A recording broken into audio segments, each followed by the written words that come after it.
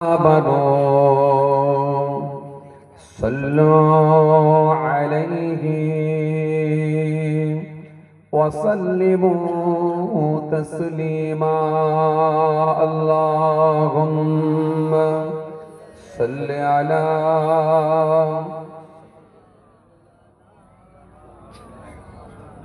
وعلى آل سيدنا مولانا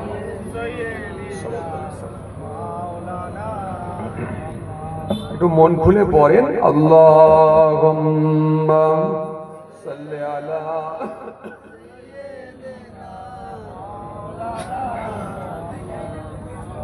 ওয়া আলা আলি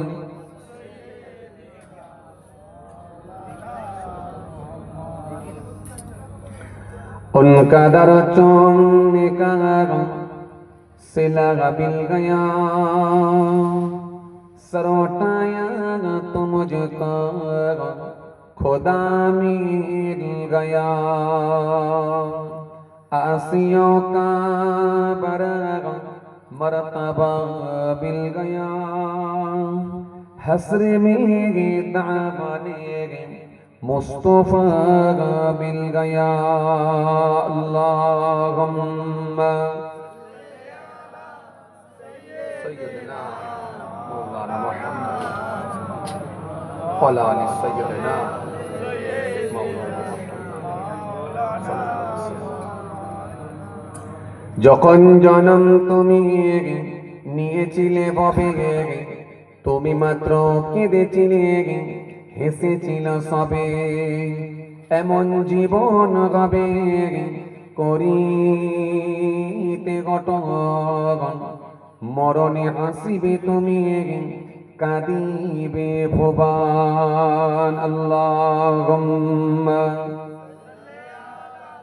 সাইয়্যিদানা মাওলানা মুহাম্মদ ওয়া আলা আলি সাইয়্যিদানা মাওলানা মুহাম্মদ কিয়াসিয়া আকাশের চাঁদ দ্বিখণ্ড করিল কাকে দেখে বনের পশু চিনিয়া নিল সে যে মোদের নবী কামলি আলা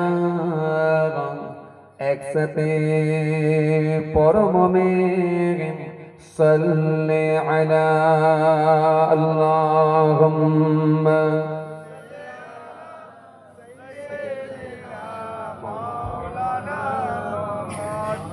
وعلى آل سيدنا مولانا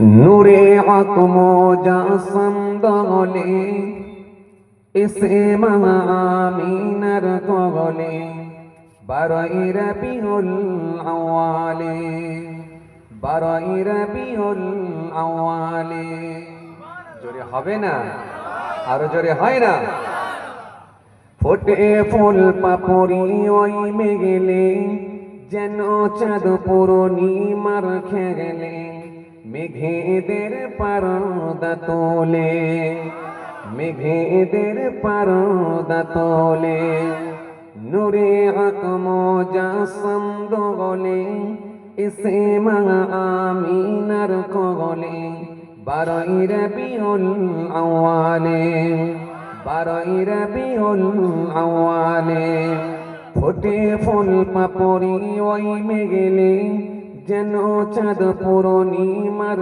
খেলে মেঘেদের পর্দা তোলে মেঘেদের পর্দা তোলে আল্লাহুম্মা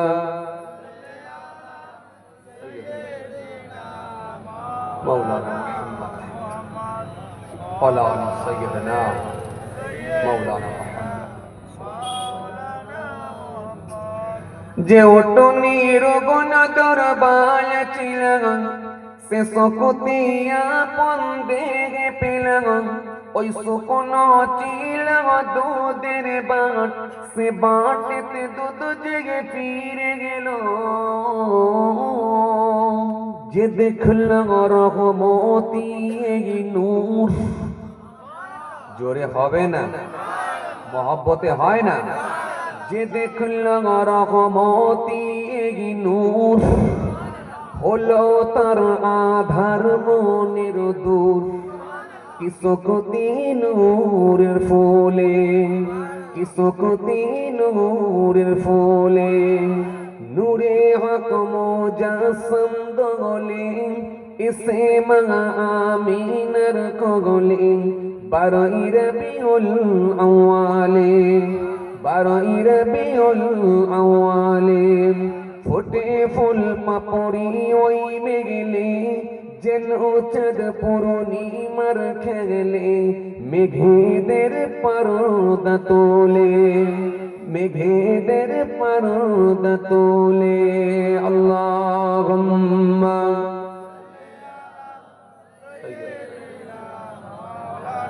আলা সাইয়্যিদিনা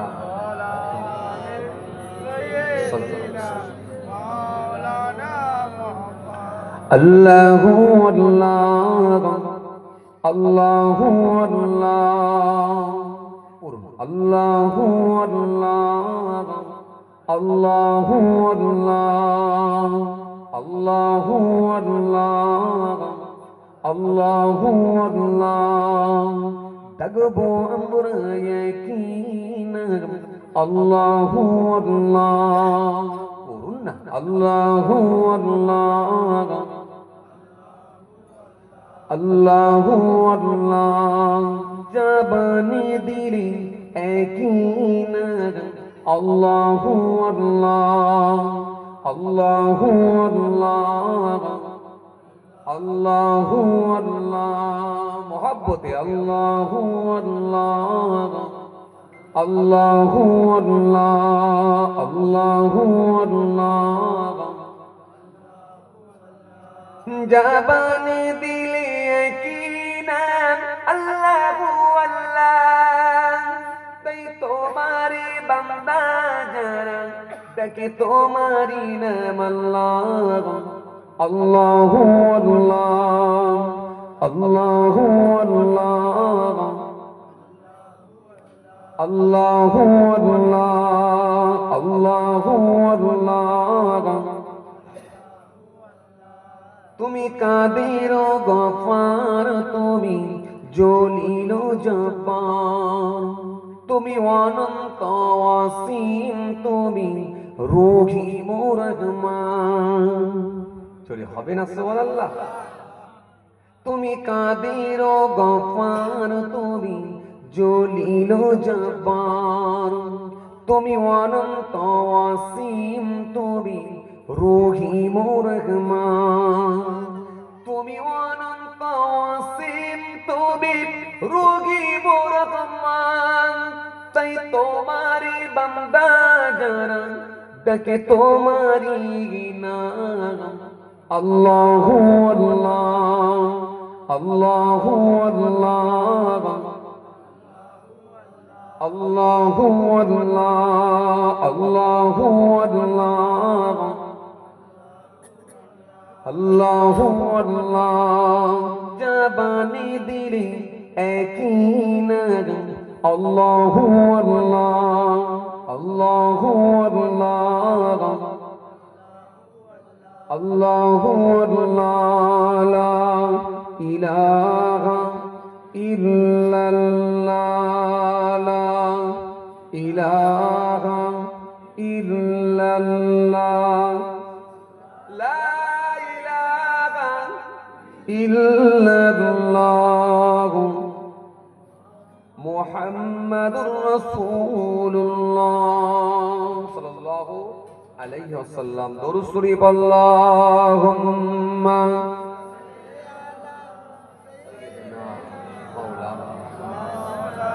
ওয়ালা আলি সাইয়্যিদিনা মাওলানা।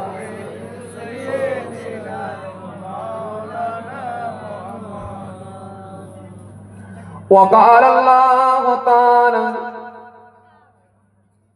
في كلامه المجيد والفرقان الحميد: يا أيها الناس اعبدوا ربكم الذي خلقكم والذين من قبلكم لعلكم تتقون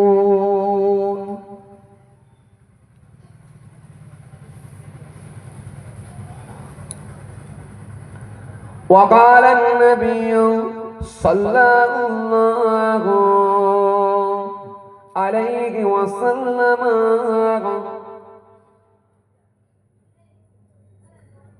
إنا نتشدق لموتنا هل يصل إليهم قال يصل إليهم ويفرحون كما تفرحون بالهدايا إلى آخر الحديث أو كما قال प्यारे हाजिर मजलिस সত্যিও দিনদার ইমানদার নেককার আল্লাহওয়ালা ভাইরা সত্যিও দিনদার ইমানদার নেককার আল্লাহওয়ালা বয়োজ্যেষ্ঠ প্রবীণ মানুষেরা আজকের মাহফিলে বসে থাকা নামাজি রোজাদার দিনদার খোদাভীরু আল্লাহওয়ালা মানুষেরা আজকের মাহফিলে বসে থাকা যুবক সাথী মহব্বতের ভাইরা আমাদের ঘরের সন্তানেরা আমার ছোট ছোট ভাই বোনেরা আজকের মাহফিলে বসে থাকা জ্ঞানীগুণী মানুষ শিক্ষিত মানুষ বুদ্ধিজীবী মানুষ সোশ্যাল মানুষ কাজের মানুষেরা আজকের মাহফিলে বসে থাকা দিন দরদি ইসলাম দরদি মানুষেরা আজকের মাহফিলে বসে থাকা বিশিষ্ট ব্যক্তিরা হাফিজে কোরআন উলামায়ে কেরাম মুফাজ্জে কেরাম আল্লাহ পাকের হাজী বান্দাগণেরা খাস করে এই মহল্লার ইমাম আমাদের সকলের কাছে সম্মানীয় ব্যক্তি শ্রদ্ধার পাত্র মোতারাম ইমাম সাহেব ভাইজান সকলকে আমি আমার অন্তঃস্থল থেকে অনেক অনেক শুভেচ্ছা ভালোবাসা জানিয়ে খুব অল্প সময় সংক্ষিপ্ত কিছু বয়ান করে আপনাদের খেদমত থেকে বিদায় নেই। মাশাআল্লাহ আলহামদুলিল্লাহ বেশ কিছুক্ষণ সময় ধরে আলোচনা আপনারা শ্রবণ করেছেন। গুনাহগার সংক্ষিপ্ত কিছু বয়ান করে আপনাদের খেদমত থেকে বিদায় নেব। দরবারে ফুরফুরা শরীফ আশেকে রাসূল সুলতানুল ওয়াইজিন আলা হযরত ছোট হুজুর পীর কেবলা রাহমাতুল্লাহ আলাইহি হুজুরের নাতি পীরনগর দরবার শরীফ হুজুর পীর কেবলার পৌত্র আপনাদের ছেলে আপনাদের ভাই পীরজাদা মাহফুজুল্লাহ হুসাইনি এসে হাজিরা দিয়েছে। অল্প সময় সংক্ষিপ্ত কিছু বয়ান করে আপনাদের খেদমত থেকে বিদায় নেব। মাশাআল্লাহ আলহামদুলিল্লাহ বেশ কিছু মানুষ এক জায়গায় জমায়েত হয়েছেন এই শীতের রাতে ঠান্ডা রাতে শীতকে উপেক্ষা করে দুনিয়াদারি সমস্ত রকমের কাজ কর্মগুলো থেকে বিরত থেকে মহান আল্লাহর সন্তুষ্টি অর্জন করার উদ্দেশ্যে তার হাবিবুল্লাহকে খুশি করার নিয়তে আল্লাহ রাব্বুল আলামিন ভালোবেসে তার কিছু গুনাহগার বান্দাদেরকে এক জায়গায় জমায়েত করেছেন, এক জায়গায় বসার সুযোগ করে দিয়েছেন। এজন্য আমরা সকলে উচ্চ আওয়াজে সমস্বরে একটু আওয়াজ করে বলি আলহামদুলিল্লাহ।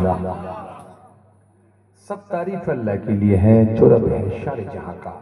সমস্ত প্রশংসার মালিক জোরে বলেন আল্লাহ।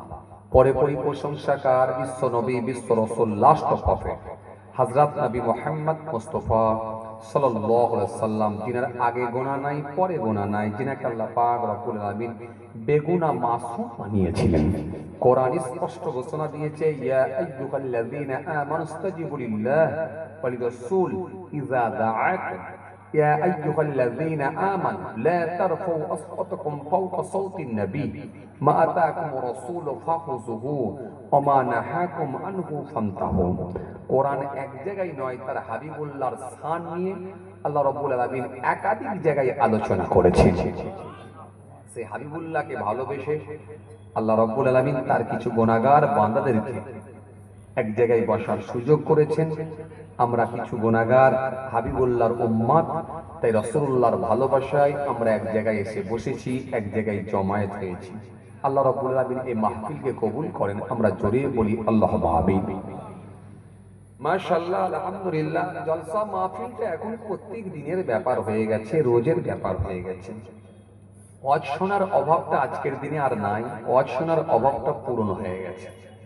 যথেষ্ট মাহফিল হচ্ছে, এরপরও যদি ফাঁক ফুক রয়ে যায় বা যদি গ্যাপ রয়ে যায় সেটাও পূরণ করার ব্যবস্থা হয়ে গেছে। এই যে আধুনিক যুগ বুঝতে পারছেন, এই যে সব মোবাইল ফোন অ্যান্ড্রয়েড সেট, প্রত্যেকের পকেটে পকেটে এখন বড় mobile Android set mobile phone.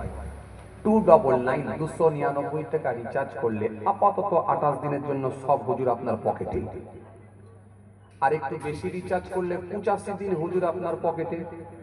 সারা পৃথিবীর হুজুর নিয়ে আপনি ঘুরতে পারবেন, আপনার এই সুযোগ হয়ে গেছে। আপনি যদি ইংরেজি ভার্সনের মানুষ হন তাহলে আমেরিকার হুজুরের বয়ান শুনবেন। আপনি যদি আরবি ভার্সনের মানুষ হন তাহলে সৌদি আরবের বা দুবাইয়ের হুজুরের বয়ান শুনবেন। আপনি যদি উর্দু ভার্সনের মানুষ হন তাহলে পাকিস্তানের হুজুরের বয়ান শুনবেন। আপনি যদি বাংলা ভার্সনের মানুষ হন, পাশের দেশ বাংলাদেশ, পাশাপাশি আমার দেশ ভারতবর্ষের বাংলা তথা পাশাপাশি যে রাজ্যগুলো আছে, এই হুজুরদের বয়ান শুনতে আপনি পারবেন। সব মিলিয়ে একটা কথা, আপনি যে ভাষারই মানুষ হন না কেন, সেই ভাষারই কিন্তু বক্তৃতা বয়ান শোনার কিন্তু আজকের দিনে সুযোগ হয়ে গেছে। তো এরপরে একটা কথা বলতে হয়, এত বেশি বেশি করে বয়ান হচ্ছে আর এত বেশি বেশি করে হুজুর আজকের দিনে এত অত্যাধিক হুজুর হয়ে গেছে, লাস্টে দেখা যাচ্ছে সোশ্যাল মিডিয়ায় এখন হুজুরের ঠেলাঠেলি চলছে। এ বলছে এটা চলবে, ও বলছে এটা চলবে না, এ বলছে এটা করো, ও বলছে ওটা করো না, এ বলছে এটা জায়েজ, ও বলছে ওটা না জায়েজ। এই যে মানুষের মধ্যে একটা বিভ্রান্তি তৈরি হয়েছে। সব মিলিয়ে যদি দেখা যায়, ইসলাম ধর্মকে নিয়ে কিছু মানুষ তারা ছিনিমিনি খেলছে, আর অন্য কমিউনিটির মানুষদেরকে মুখ খোলার সুযোগ করে দিয়েছে।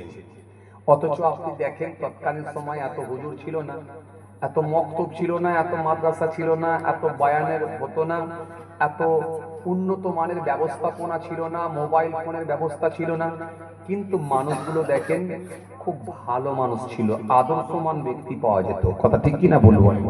মানুষের মধ্যে ছিল নম্রতা, মানুষের মধ্যে ছিল ভদ্রতা, মানুষের মধ্যে ছিল শিষ্টাচার, মানুষের মধ্যে ছিল ঐক্য, মানুষের মধ্যে ছিল রিলেশন, মানুষের মধ্যে ছিল বড় ছোট মানামানি, মানুষের মধ্যে ছিল আত্মীয়র সঙ্গে সুসম্পর্ক।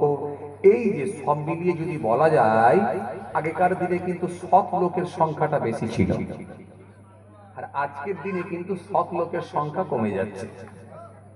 মুষ্টিকত কিছু টুপিওয়ালা দাড়িওয়ালা আছে, নেই বলাটা ভুল হবে, কিছু নামাজি এখনো আছে, কিন্তু যদি কোরআন হাদিসের অ্যাঙ্গেলে বা কোরআন হাদিসের দৃষ্টি দিয়ে যদি দেখা যায়, আজকের দিনে কিন্তু আপনাকে এটা বলতেই হবে, কোরআন হাদিসের দৃষ্টি দিয়ে যদি দেখেন, ভালো মানুষের সংখ্যা কিন্তু আজকের দিনে কমে গেছে।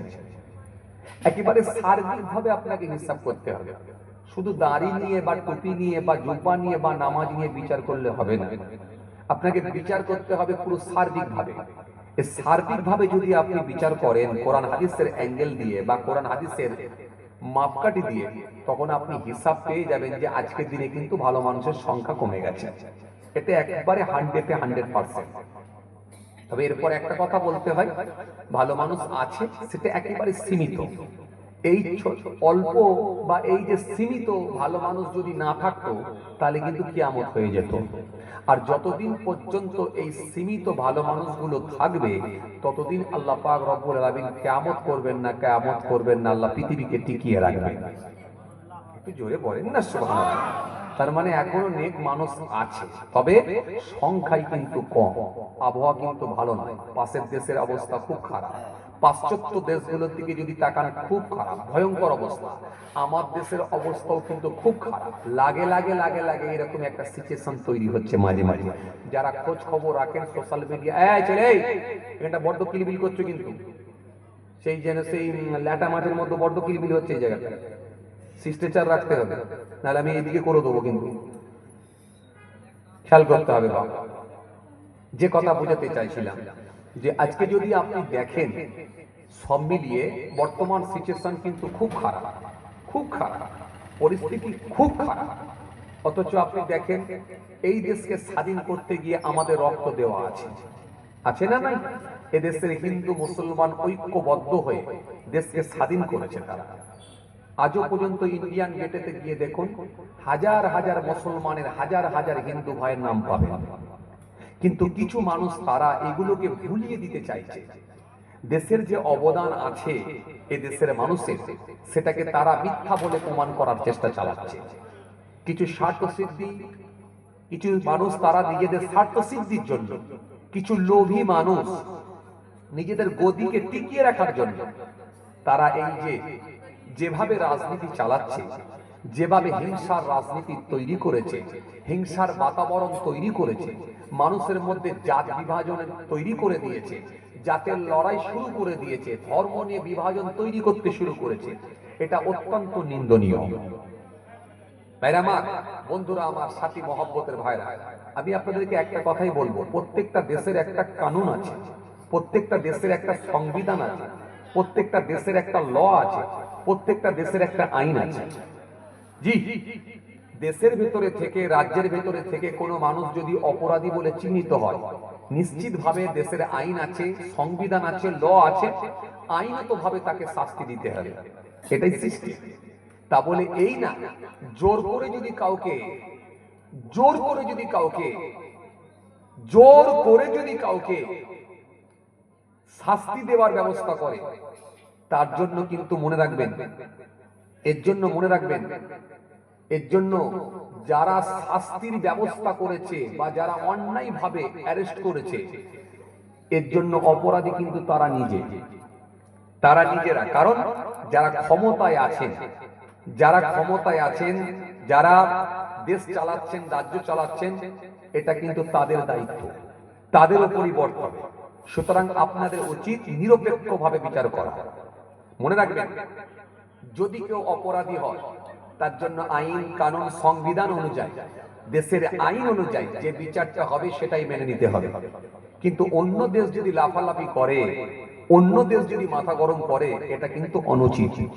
মনে রাখবেন, প্রত্যেকটা দেশের সংখ্যালঘু যারা আছেন এবং সংখ্যাগরিষ্ঠ যারা আছেন, এই সংখ্যাগরিষ্ঠ যারা বা সংখ্যাগুরু যারা, তাদের উচিত সংখ্যালঘুদের নিরাপত্তা দেওয়া, সংখ্যালঘুদের সংরক্ষণ করা, সংখ্যালঘুদের সুরক্ষিত রাখা, এই দায়িত্বটা কিন্তু তাদের নিতে হবে। এবং সেখানকার প্রশাসন যারা আছেন এবং সরকারি দায়িত্বে যারা আছেন, তাদেরকে দায়িত্ব নিতে হবে সংখ্যালঘুদের নিরাপত্তা দেওয়া। কিন্তু অন্যায়ভাবে কোনো মানুষকে, অন্যায়ভাবে কোনো মানুষকে অপরাধী চিহ্নিত করা, এটা বৈধ নয়। কিন্তু বড় আফসোস, বড় দুঃখ, আমার দেশের সংখ্যালঘুরা যখন নির্যাতন হয়, আমার দেশের সংখ্যালঘুরা যখন, তাদেরকে যখন পাশবিক অত্যাচার চালানো হয়, আমার দেশের নারী নির্যাতন হয়, আমার দেশের সংখ্যালঘুদের উপরে যে নির্মম অত্যাচার হয়, আমার দেশের সংখ্যালঘুদের উপরে কোথাও দেখি আমরা মুসলমানের দাড়ি ধরে টানছে, কোথাও দেখি দাড়ি কেটে দিচ্ছে, কোথাও দেখি ধর্মের স্লোগান দিয়ে পিটিয়ে পিটিয়ে মারছে, কিন্তু আমার দেশের কিছু মানুষ তারা নীরব দর্শকের ভূমিকা পালন করে। এমনকি বড় বড় মিডিয়া, গদি মিডিয়া যারা আছে, তারা নীরব দর্শকের ভূমিকা পালন করে, কোনো আওয়াজ নাই। কিন্তু আফসোস, অন্য দেশে যখন কিছু হয়, সে দেশের আইন আছে, সরকার আছে, কানুন আছে, তার জন্য দেশ ব্যবস্থা নেবে, মনে রাখবেন। কিন্তু আফসোস, আমার দেশের তখন কিছু মানুষ, তারা তখন জেগে ওঠে, তারা তখন লাফায়, তারা তখন চিৎকার করে, যেন মনে হচ্ছে এইখান থেকে সব উদ্ধার করে দেবে। এটা বড় আফসোস, বড় দুঃখ। মনে রাখবেন, বর্তমান সিচুয়েশন খুব খারাপ। মানুষের চেহারা ভালো, ড্রেস ভালো, পোশাক ভালো, গাড়ি ভালো, লুক ভালো, চুল ভালো, দাঁত ভালো, সব ভালো, কিন্তু এই মানুষের ভেতরে, মনে রাখবেন, সেই মানুষ, এই মানুষগুলোর ভেতরে সব ভালো থাকা সত্ত্বেও তাদের ভিতরগুলো খারাপ হয়ে যাবার কারণে, তাদের অন্তরগুলো খারাপ হয়ে যাবার কারণে, তাদের মনগুলো খারাপ হয়ে যাবার কারণে, মানুষ এখন আর মানুষের ভেতরে আর মনুষ্যত্ব নাই। এখন মনুষ্যত্ব হারিয়ে যাওয়ার কারণে এই মানুষগুলো দেখুন এখন হিংস্র প্রাণীর নাই হয়ে গেছে। আপনি অবাক হয়ে যাবেন, যেভাবে আজকে রাজনীতি হচ্ছে গোটা দেশ জুড়ে, গোটা ভারতবর্ষে জুড়ে, আমরা স্বাধীনতার পর থেকে এইরকম রাজনীতি কখনো দেখি না। ভাবতে অবাক লাগে। জানি না আমাদের পরের জেনারেশন, আমাদের পরের প্রজন্ম যারা আসবে, তাদের অবস্থা কিন্তু আরো করুণ হয়ে যাবে। ভাইরা আমার, বন্ধুরা আমার, সাথী মহব্বতের ভাইরা, অথচ এই দেশ, মনে রাখবেন, হিন্দু মুসলমান ঐক্যবদ্ধ হয়ে ব্রিটিশরা যেভাবে অরাজকতা শুরু করেছিল, ব্রিটিশরা যেভাবে হিংসার বাতাবরণ তৈরি করেছিল, ব্রিটিশরা যেভাবে ধর্মের বিভাজন তৈরি করেছিল, ব্রিটিশরা যেভাবে মানুষের মধ্যে লেলিয়ে দিয়ে লাগিয়ে দেওয়ার চেষ্টা চালিয়েছিল, কিন্তু এই দেশের হিন্দু মুসলমান ঐক্যবদ্ধ হয়ে এই দেশের হিন্দু মুসলমান এক প্ল্যাটফর্মে এসে ব্রিটিশদেরকে এদেশ থেকে বিতাড়িত করেছিল, সাদা চামড়ার মানুষদেরকে বিতাড়িত করেছিল, সাদা চামড়ার মানুষদেরকে এদেশ থেকে বহিষ্কার করতে তারা পেরেছিল। কিন্তু বড় দুঃখের সঙ্গে বলতে হয়, আজকে সেই ব্রিটিশদের কার্যক্রম, ব্রিটিশদের কার্যকলাপ, ব্রিটিশদের কর্মকাণ্ড আজ কিছু মানুষ সেগুলোকে ধার করে নিয়ে একই স্টাইলে দেশকে চালাবার চেষ্টা চালায়। কিন্তু মানুষের মধ্যে বিভাজন তৈরি করে দেওয়ার কারণে এখনো কিছু মানুষ তারা নীরব দর্শকের ভূমিকা পালন করে। মনে রাখবেন, কিছু সেকুলার ব্যক্তি আছে, হিন্দু মুসলমান জৈন খ্রিস্টান এখনো সেকুলার আছে। এই সেকুলার ব্যক্তিগুলো আছে বলে এখনো দেশেতে আমরা হাসি মুখে চলতে পারছি, এখনো কিছু মানুষ তারা শান্তির সঙ্গে বসবাস করতে পারছেন। প্রতিবাদ হচ্ছে, প্রতিবাদে ঝড় উঠেছে। কিন্তু মনে রাখবেন, যখন এই পুরো মানুষ যখন ঐক্যবদ্ধ হয়ে হিন্দু মুসলমান জৈন খ্রিস্টান যখন এক প্ল্যাটফর্মে চলে আসবে, তখন মনে রাখবেন ব্রিটিশদের মতো এদেরকেও কিন্তু দেশ থেকে বিতাড়িত হতে বাধ্য হবে। কারণ এই দেশ, সেই দেশ, এই বাংলা, সেই বাংলা, এ দেশ হলো রামকৃষ্ণর দেশ, এ দেশ হলো রাজা রামমোহন রায়ের দেশ, এ দেশ হলো আশফাকুল্লাহ খানের দেশ, এ দেশ হলো কাজী নজরুল ইসলামের দেশ, এ দেশ হলো রবীন্দ্রনাথ ঠাকুরের দেশ, এ দেশ হলো, এ দেশ হলো, জি, এ দেশ হলো, এ দেশ হলো রামকৃষ্ণ দেবের দেশ, এ দেশ হলো, এ দেশ হলো ঈশ্বরচন্দ্র বিদ্যাসাগরের দেশ, এ দেশ হলো মাওলানা আবুল কালাম আজাদের দেশ, এ দেশ হলো খাজা গরিবে নওয়াজের দেশ, এ দেশ হলো ফুরফুরার পীর, এ বাংলা হলো ফুরফুরার পীর আবু বকর সিদ্দিকী রাদিয়াল্লাহু আলাইহির বাংলা। দেশে যারা অশান্তি লাগাবার চেষ্টা চালাও, যারা মাজার নিয়ে, যারা মসজিদ নিয়ে, যারা মসজিদ নিয়ে, মাজার নিয়ে, ধর্ম নিয়ে একটা কমিউনিটির মানুষকে নিয়ে, মন্দির নিয়ে এই জাত বিভাজনের রাজনীতি যারা চালিয়ে যাও, সাবধান হয়ে যাও, সাবধান হয়ে যাও, সাবধান হয়ে যাও। তোমাদের মাস্তানি খুব বেশি দিন খাটবে না, এটা মনে রেখো। মানুষ ঐক্যবদ্ধ হচ্ছে, মানুষ কনসাস হয়েছে, মানুষ সচেতন হয়েছে, মানুষ এখন শিক্ষিত হয়েছে। মনে রেখে দিও, তোমাদের মাস্তানি বেশি দিন খাটবে না, এটা মনে রেখো। আজকে টুপি নিয়ে রাজনীতি করছো, গরুর গোশত নিয়ে রাজনীতি করছো, মাজার নিয়ে রাজনীতি করছো, মসজিদ নিয়ে রাজনীতি করছো, মাজার নিয়ে রাজনীতি করছো, মসজিদ নিয়ে রাজনীতি করছো। তোমাদের কাছে কি আর কোনো ইস্যু নেই?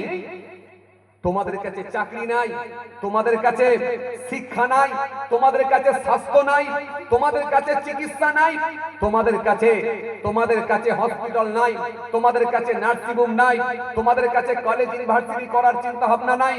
মানুষের রুজি রুটি নিয়ে কখনো কথা বলো নাই, সর্বসময় শুধু হিংসার রাজনীতি করে চালিয়ে যাচ্ছ। নিরীহ মানুষগুলোকে তোমরা নির্মমভাবে হত্যা করছো। মনে রেখো, এই ফল ভালো হবে না, এই ভুলের মাসুল কিন্তু আগামী দিন তোমাদেরকে গুনতে হবে। যাই হোক, সংক্ষেপ, আমি রাজনীতির লোক না, আমি রাজনীতি করি না, কারোর হয়েও করি না, কারোর বিপক্ষেও বলি না। একেবারে নিরপেক্ষ ভাবে যখন আমার মনে হয়, তখন আমি দুটো কথা অন্যায় যেগুলো দেখি সেগুলোর প্রতিবাদ করার জন্য বলি। এটা আমার নৈতিক দায়িত্ব। কেন রাসূল বলেছেন, হুব্বুল ওয়াতানি মিনাল ঈমান, দেশ প্রেম হলো ঈমানের অঙ্গ। রাসূল বলেছেন, লা ইয়ারহামুল্লাহু আল্লাহ ইয়ারহামুন নাস, আল্লাহ তার উপরে দয়া করে না যে মনুষ্য জাতির উপরে দয়া করে না। এই মানুষের উপরে দয়া যদি না করো, মনে রেখে দিও, আজকে যেভাবে তোমরা হিংসার রাজনীতি চালিয়ে যাচ্ছ, আগামী দিন কিন্তু এই মানুষ তোমাদেরকে ছাড়বে না। ব্রিটিশদের থেকেও তোমাদের অবস্থা আরো করুণ হবে। যাই হোক ভাইরা আমার, দুই চারটে কথা বললাম, আপনাদেরকে আমি খুব বেশি আলোচনাও করব না, খুব বেশি কষ্টও দেবো না। ঠান্ডার রাত, শীতের রাত, বড় কষ্ট করে এসে আপনারা বসেছেন, আসেন, খুব বেশি আলোচনা করতে চাইছি না, যথেষ্ট আলোচনা হচ্ছে। আর আমিও তো আপনাদের এখানে পরপর প্রত্যেক দিনই কম বেশি এই লাইনে আছি, প্রত্যেক দিনই কম বেশি এই লাইনে আছি। তো যাই হোক, আলহামদুলিল্লাহ, মাঝে মাঝে আল্লাহ নিয়ে আসেন, দু চার কথা আলোচনা করি। চলুন, আজকের আলোচনা খুব বেশি লম্বা করতে চাইছি না, অল্প সময় সংক্ষিপ্ত কিছু বায়ান করে দোয়া করে দেবো। খুব কষ্ট আপনাদেরকে দেবো না, যে কথা বোঝাতে চাইছিলাম। ভাইরা আমার, আসেন আসেন, শান্তি একটাই আছে, শান্তি একটাই রাস্তা খোলা, সেটা হচ্ছে আপনি যদি আল্লাহমুখী হয়ে যান, আপনি যদি দ্বীনমুখী হয়ে যান, আপনি যদি ইসলামের দিকে ধাবিত হন, তাহলে মনে রাখবেন এই রাস্তাটাই একমাত্র শান্তির রাস্তা। একটু জোরে বলবেন না? আসেন, ভুল বুঝবেন না, আমি ছোট ছোট করে কতগুলো কথা বলছি, ছোট ছোট করে কতগুলো কথা বলছি, এগুলো ক্যাচ করার চেষ্টা করবেন এবং পাশাপাশি মূল্যায়ন করবেন, গুরুত্ব দেবেন এবং সেগুলোকে বাস্তবায়ন করার চেষ্টা করবেন। মনে রাখবেন, এই পৃথিবীতে কেউ সারা জীবন বাঁচেনি, বাঁচবে না। এই পৃথিবীতে সারা জীবন কেউ থাকেনি, থাকতে পারবে না। এই পৃথিবী হলো ক্ষণস্থায়ী, চিরস্থায়ী না। আসেন, অল্পতে সন্তুষ্ট হওয়ার চেষ্টা করেন। আল্লাহ রাব্বুল আলামিন যতটা আপনার ইনকাম দিয়েছে তার উপরে আপনি সন্তুষ্ট হওয়ার চেষ্টা করেন। যতটা ইনকাম দিয়েছে তার উপরে আপনি সন্তুষ্ট হওয়ার চেষ্টা করেন। আপনি নিজের মনকে বোঝান, আল্লাহ আমাকে যে হালে রেখেছে আলহামদুলিল্লাহ, কারণ আর একজনের অবস্থা আমার থেকে আরো খারাপ। সবসময় উপর দিকে তাকাবেন না, একেবারে নিচের দিকে তাকাবেন, একেবারে নিচু স্তরের দিকে তাকাবেন, তাহলে আপনি আপনার মনকে বুঝাতে পারবেন, শুকরিয়া আদা করতে পারবেন। এক, অল্পতে সন্তুষ্ট হবেন। দুই, অনার্থক কথা বলবেন না। কি বললাম? অনার্থক কথা বলবেন না। কেন? প্রত্যেকটা কথার আপনাকে হিসাব দিতে হবে। কথা কিছু শুনছেন? আমি খুব গুরুত্বপূর্ণ দু চারটে কথা বলছি, এগুলো ক্যাচ করার চেষ্টা করেন। অনার্থক কথা বলবেন না। কেন? প্রত্যেকটা কথার আপনাকে হিসাব দিতে হবে আল্লাহর দরবারে। এই জন্য বাজে কথা বলতে যাবেন না, বেফাস কথা বলতে যাবেন না। যেখানে বেফাস কথাবার্তা হয় সেই জায়গায় বেশি ওঠা বসা করবেন না। অর্থাৎ চায়ের দোকান এবং মাচা, এই জায়গাগুলোকে বেশি গিয়ে সময় ইনভেস্ট করবেন না। এতে কি হবে? অনার্থক আপনি বেশি বকে ফেলবেন, অনার্থক কথাবার্তা হয়ে যাবে, বেফাস কথাবার্তা হয়ে যাবে, লাগাম ছাড়া কথা হয়ে যাবে। সুতরাং এই পাপের ভাগীদার কিন্তু অন্য কেউ হবে না, আপনাকে হতে হবে। তাহলে এক, কি বললাম? অল্পতে সন্তুষ্ট হবেন। দ্বিতীয় কি বললাম? বাজে কথা বলতে যাবেন না, বাজে কথা যেখানে হয় সেখান থেকে বেঁচে থাকার চেষ্টা করবেন। দুই,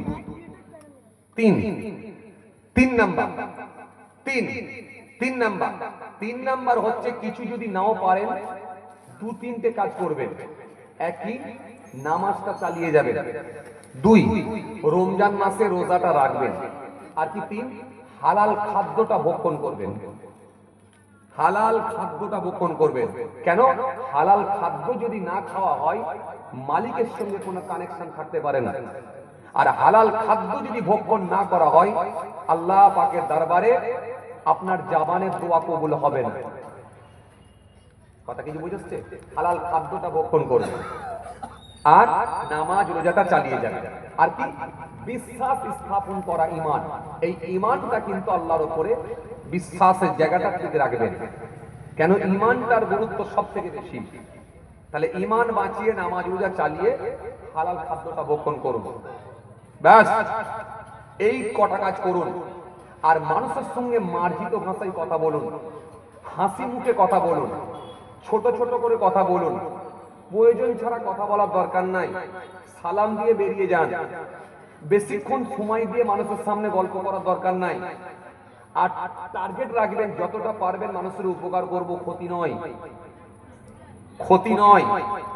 আসুন এই কথাগুলো কথা কাজ করুক, এগুলোকে বাস্তবায়ন করার চেষ্টা করবেন। যাদের মা বাপ আছে, মা বাপের সঙ্গে একটু ভালো আচরণ করবেন, ভালো ব্যবহার করবেন, হাসি মুখে কথা বলবেন, প্রতিবেশীর সঙ্গে ভালো মিষ্টি ব্যবহার করবেন, মার্জিত ভাষায় কথা বলবেন। সে হিন্দু হোক, মুসলমান হোক, খ্রিস্টান হোক, যেই হোক, ভালো ব্যবহার করবেন, হাসি মুখে কথা বলবেন, মার্জিত ভাষায় কথা বলবেন। আর কি? আর দাস দাসী যদি বাড়িতে থাকে তাদের সঙ্গে ভালো আচরণ করবেন, ভালো ব্যবহার করবেন, হাসি মুখে কথা বলবেন। আপনি নিজে যে খাবারটা খাবেন সেটাই খাওয়াবেন।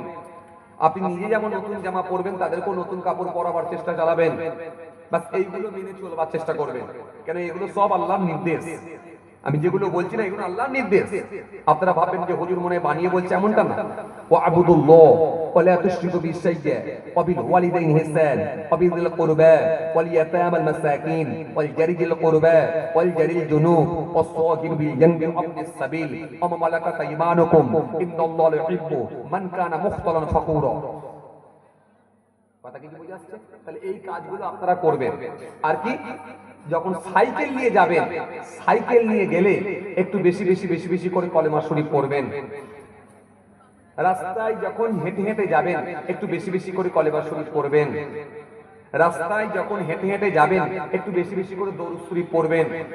বাড়িতে এসে যখন বিছানায় শয়ন করবেন, শোবেন, বিছানায় শুয়ে যখন পড়বেন একটু শোবার সময় 2-4 বার দরুদ শরীফ পড়ে নেবেন। 3 বার দরুদ শরীফ কিংবা 7 বার দরুদ শরীফ পড়বেন। 3 বার কলেমা শরীফ কিংবা 7 বার কলেমা শরীফ পড়বেন। কারণ রাসূল হাদিস পাকের মধ্যে জানিয়ে দিয়েছেন যে ইমানদারের শেষ কথা হবে কলেমা, বেশক সে জান্নাতি। একটু জোরে বলবেন না? আরো জোরে হয় না? এই জন্য কালেমা, কালেমা হলো জীবনে একবার পড়া হলো ফার্জ। আর কালেমার অর্থের উপরে মৃত্যু পর্যন্ত বিশ্বাস স্থাপন করা, এটা হলো ফরজে দাঈন। মৃত্যু পর্যন্ত আপনাকে বিশ্বাস রাখতে হবে কলেমার অর্থের উপরে বা কলেমার উপরে। কিছু কথা বুঝে আসছে? জি, এই কালেমা শরীফটা একটু বেশি বেশি করে পড়বেন। কেন? মনে রাখবেন, কিতাবের মধ্যে পাওয়া যায় যে ব্যক্তি একবার আন্তরিকতার সহিত কালেমা শরীফ পড়ে, আল্লাহ রাব্বুল আলামিন ইচ্ছা করলে এই কালেমার ভেতরে মোট 12টা অক্ষর আছে।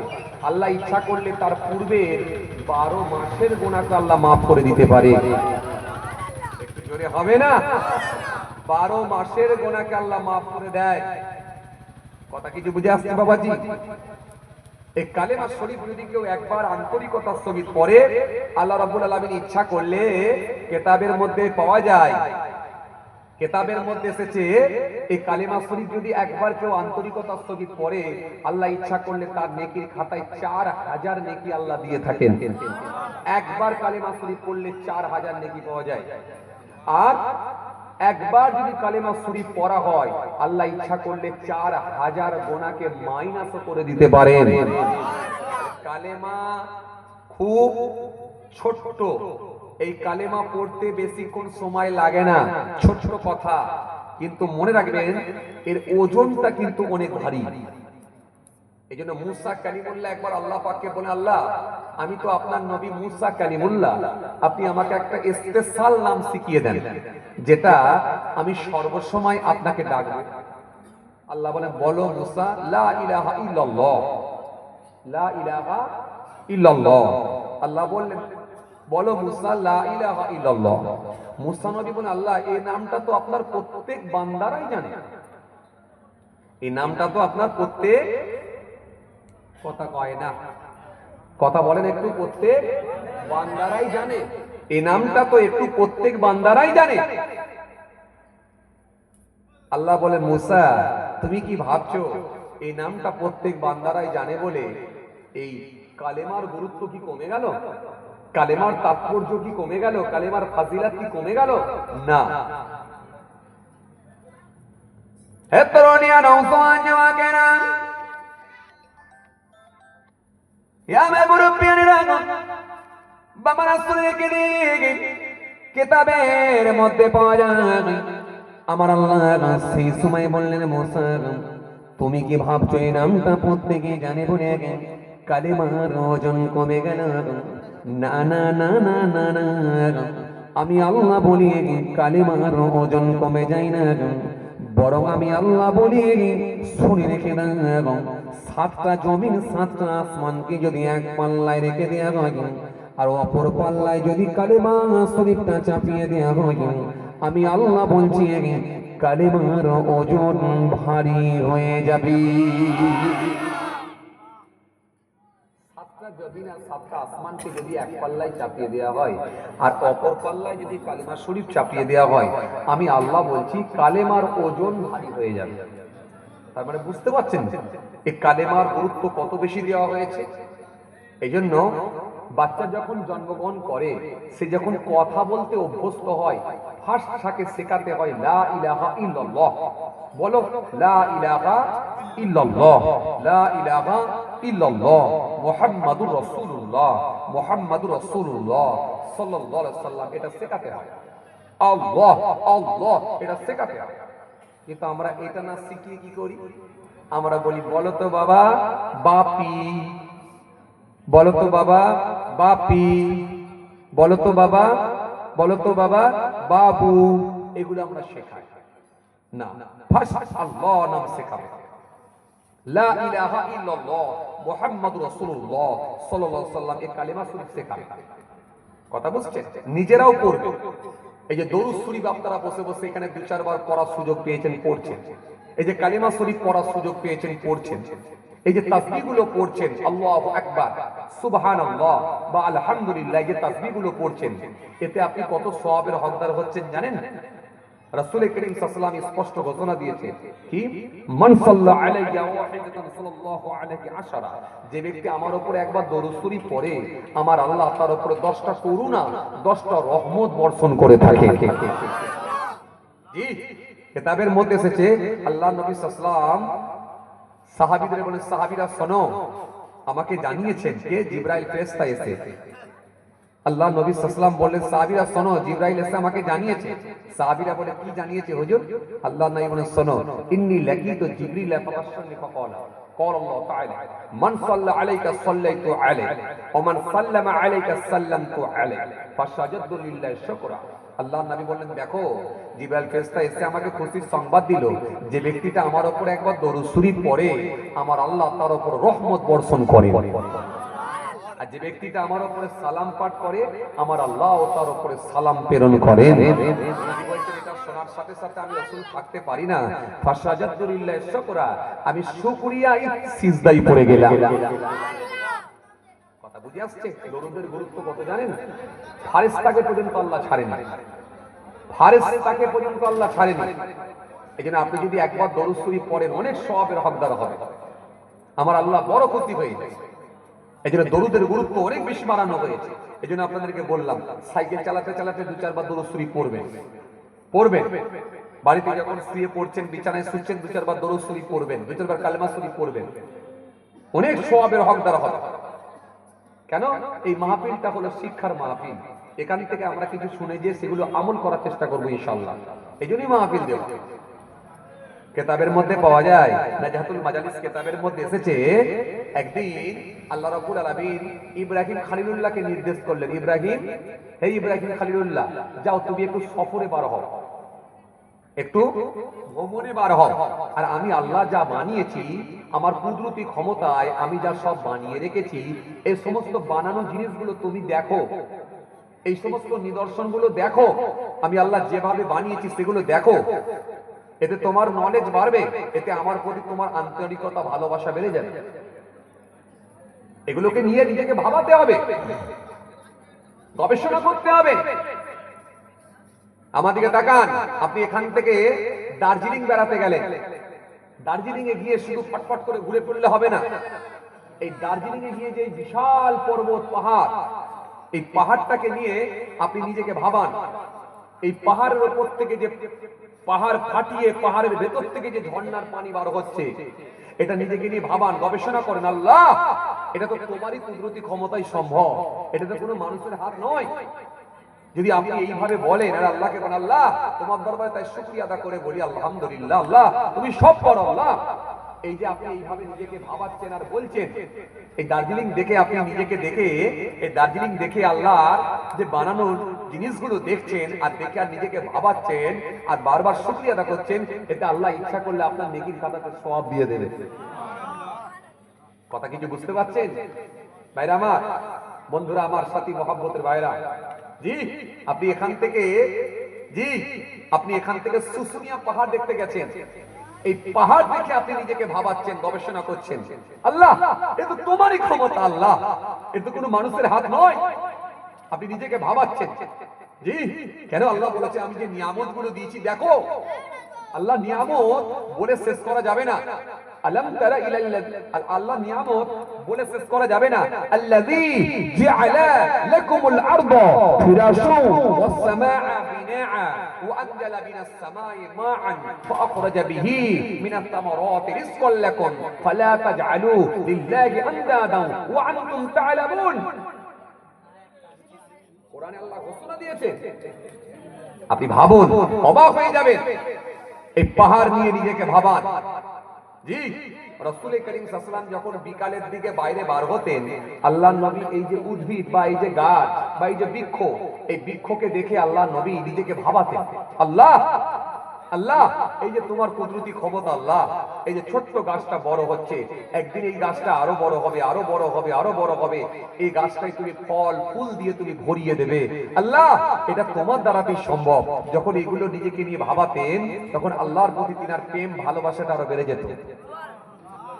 এই জন্য কোরআন শরীফের মধ্যে আল্লাহ বলেছেন, ফানজুরু কাইফা কানা আকিবাতুল মুকাজ্জিবিন, কুল সিরু ফিল আরদি সুম্মা নজুরু কাইফা কানা আকিবাতুল মুকাজ্জিবিন। কোরআন শরীফের মধ্যে আল্লাহ বলেছেন, কুল বলে দাও, জানিয়ে দাও, সিরু তোমরা সহর করো ফিল আরদি পৃথিবীর জমিনে, ফানজুর অতঃপর দেখো, লক্ষ্য করো, কাইফা কানা আকিবাতুল মুকাজ্জিবিন, আমি আল্লাহ যে জিনিসগুলো বানিয়েছি আমার নিদর্শনগুলো তোমরা দেখো এবং নিজেদেরকে ভাবাও এবং আমার ধ্বংসপ্রাপ্ত জিনিসগুলোকে তোমরা দেখো, উপলব্ধি করো। কথা কিছু বুঝতে পারছেন বাপ? আমি ছোট ছোট করে আপনাদেরকে দু চারটে কথা বলছি, কিন্তু খুব গুরুত্বপূর্ণ কথা, এগুলো আপনাদের উপকারে আসবে, কাজে লাগবে। কথা কিছু বুঝে আসছে? আপনি এখান থেকে দীঘা বেড়াতে গেলেন, এই ছেলে আস্তে কথা বলবে না, এখান থেকে দীঘা বেড়াতে গেলেন, এই দীঘায় যখন গেলেন আপনি একেবারে সুন্নতি লেবাস পরে, খুব ভালো করে শোনেন, সুন্নতি লেবাস পরে, পাঞ্জাবি পায়জামা পরে, মাথায় টুপি দিয়ে, কিংবা সুন্নতি লেবাস পরে পায়জামা পাঞ্জাবি পরে কি লুঙ্গি পাঞ্জাবি পরে দীঘায় পৌঁছালেন। দীঘায় গিয়ে একটা সাইটে চলে গেলেন, একটা সাইটে গিয়ে আপনি সমুদ্রের দিকে তাকালেন, এই জোয়ার ভাটার যে অবস্থা, জোয়ার ভাটাকে আপনি লক্ষ্য করলেন, করে নিজেকে ভাবাচ্ছেন, আল্লাহ এই যে গোটা সমুদ্রের নোনা পানি, এ তো কারো হিম্মত হয় না আল্লাহ, এই বিশাল সমুদ্র, এখান থেকে ওপার কিছু দেখা যায় না, এদিক থেকে ওদিকে কিছু দেখা যায় না, এটা মানুষের ক্ষমতার বাইরে, মানুষের জ্ঞানের বাইরে, মানুষের নলেজের বাইরে। আল্লাহ এই যে জোয়ার ভাটা পানি আসছে, অটোমেটিকলি পানি চলে যাচ্ছে, এই কার ক্ষমতা আল্লাহ? সব তোমার ক্ষমতা আল্লাহ। এই বিশাল সমুদ্র তো তুমি বানিয়েছো আল্লাহ। আল্লাহ আমি অবাক হয়েছি আল্লাহ। আল্লাহ তুমি বলেছো যে মাঝে মাঝে ঘোরো আর আমার সৃষ্টিগুলো তোমরা দেখো, আমি যেগুলো বানিয়েছি সেগুলো তোমরা দেখো এবং আমাকে নিয়ে তোমরা গবেষণা করো, আমার প্রতি তোমাদের মহব্বত বেড়ে যাবে। আল্লাহ তুমি বলেছো ঘুরতে, তাই আমি ঘুরতে এসেছি। আল্লাহ তুমি ইচ্ছা করলে একটা নেকি দিতে পারো। আল্লাহ রাব্বুল আলামিন ইচ্ছা করলে ওই সমুদ্র দেখে যদি নিজেকে ভাবান এবং কোরআন সম্মত যদি হয়ে যায়, তাহলে আল্লাহ ইচ্ছা করলে আপনার নেকির খাতাতে একটা নেকি দিয়ে দিতে পারে। কথা কিছু বুঝে আসছে বাবাজি? হ্যাঁ, প্রত্যেকটা কাজে আপনি নেকি পাবেন, খালি সিস্টেমেটিক হতে হবে, পদ্ধতি আপনাকে জানতে হবে। আর আপনি ওই দীঘার পানিতে চলে গেলেন, গিয়ে ড্রেস ট্রেস খুলে একটা হাফ প্যান্ট পরে ফেললেন, কথা বলেন, এরকম কিছু ছেলে নাই? আরে দীঘায় এসেছি মানে এনজয় করার জন্য, আরে এনজয় এটা ইসলাম তোকে এটা শিখিয়েছে? জাহেল কথাকারে, কবে শিখবি? আর সেখানে গিয়ে তুমি ছোট্ট একটা প্যান্ট পরে টিউ নিয়ে হুড়োহুড়ি করছো, আবার অনেকে নেশা পানির ব্যবস্থা আছে, সেখানে যদি আবার কেউ ছেলে আছে দেখবেন মদ মাতাল হয়ে যাচ্ছে। কথা কিছু বুঝে আসছে বাবাজি? না, এটা ইসলাম শেখায় না। আপনি সুন্নতি লেবাস করলেন, পরে ওখানে গেলেন, গিয়ে সমুদ্র দেখে নিজেকে ভাবালেন এবং টাইমলি আপনি কসরের নামাজটা আদায় করলেন, টাইমলি আপনি কসরের নামাজ পড়ে নিলেন, ব্যাস এই যে কসরের নামাজ পড়ে আর সমুদ্র দেখছেন আর নিজেকে ভাবাচ্ছেন, আল্লাহ ইচ্ছা করলে আপনার নেকির খাতাতে নেকি দিয়ে দিতে পারে। কথা কিছু বুঝে আসছে বাবাজি? তো ইব্রাহিম খলিলুল্লাহকে একদিন আল্লাহ বললেন, ইব্রাহিম, হে ইব্রাহিম, ইব্রাহিম খলিলুল্লাহ, আমার দোস্ত, আমার বন্ধু, যাও তুমি একটু সফরে বার হও তো, একটু ভ্রমণে বেরো তো, কত কি দেখতে পাবে নিয়ামত গুলো, আর আমার প্রতি তোমার মহব্বত, ভালোবাসা, আন্তরিকতাটা অনেক বেড়ে যাবে। যাও ঘোরো, ঘোরো, আমি আল্লাহ নির্দেশ করছি, ঘোরো, ঘুরতে বার হও, সফরে বার হও। এই জন্য মাঝে মাঝে সফরে আপনারা বেরোবেন, ঘুরতে বেরোবেন, ঘুরতে বেরোবেন, জি, আপনার ফ্যামিলিকে নিয়ে বেরোবেন, পর্দা পশিদার মধ্য দিয়ে নিয়ে বেরোবেন, চলে যাবেন একবারে দার্জিলিং চলে যাবেন, চলে যাবেন, জি, শুশুনিয়া পাহাড় দেখতে চলে যাবেন, গিয়ে ওখানে একেবারে সিস্টেমেটিক কসরের নামাজ আদায় করবেন, করে যেটা দেখবেন দেখে নিজেকে ভাবাবেন আর আল্লাহ শুকরিয়া আদা করবেন, এতে আল্লাহ পাক আপনার খুশি হয়ে আপনার নেকির খাতাতে নেকি দিয়ে দেবেন। একবারে সিস্টেমেটিক যাবেন। কথা কিছু বুঝে যাচ্ছে বাবা? তো ইব্রাহিম খলিলুল্লাহ তিনি সফরে বার হলেন, ভ্রমণে বার হলেন, আল্লাহ নিদর্শনগুলো দেখার জন্য বার হলেন। কেন আল্লাহ সব তো বানিয়ে দিয়েছেন, আল্লাযী জাআলা লাকুমুল আরদা ফিরাশান ওয়াস সামাআ বিনাআ وأنزل من السماء ماء فأخرج به من الثمرات رزقا لكم فلا تجعلوا لله أندادا وأنتم تعلمون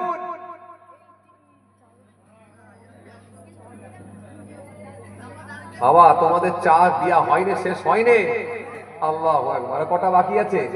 ফটাফট করে দাও, ফটাফট করে দাও। এই এদিক ওদিক করলে আমার আবার ডিস্টার্ব হয়। কথা বুঝছেন না? আসেন খেয়াল করে, এখন তো যা হবে সব প্যাসেঞ্জার নিয়ে পেরেশান মানুষ। কথা ঠিক কিনা ভুল বলেন? কথা বলেন।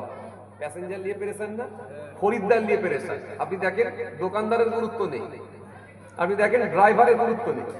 হুজুর বসে আছে, হুজুরকে এক কাপ চা নেই। কথা বুঝতে পারেননি মনে হয়।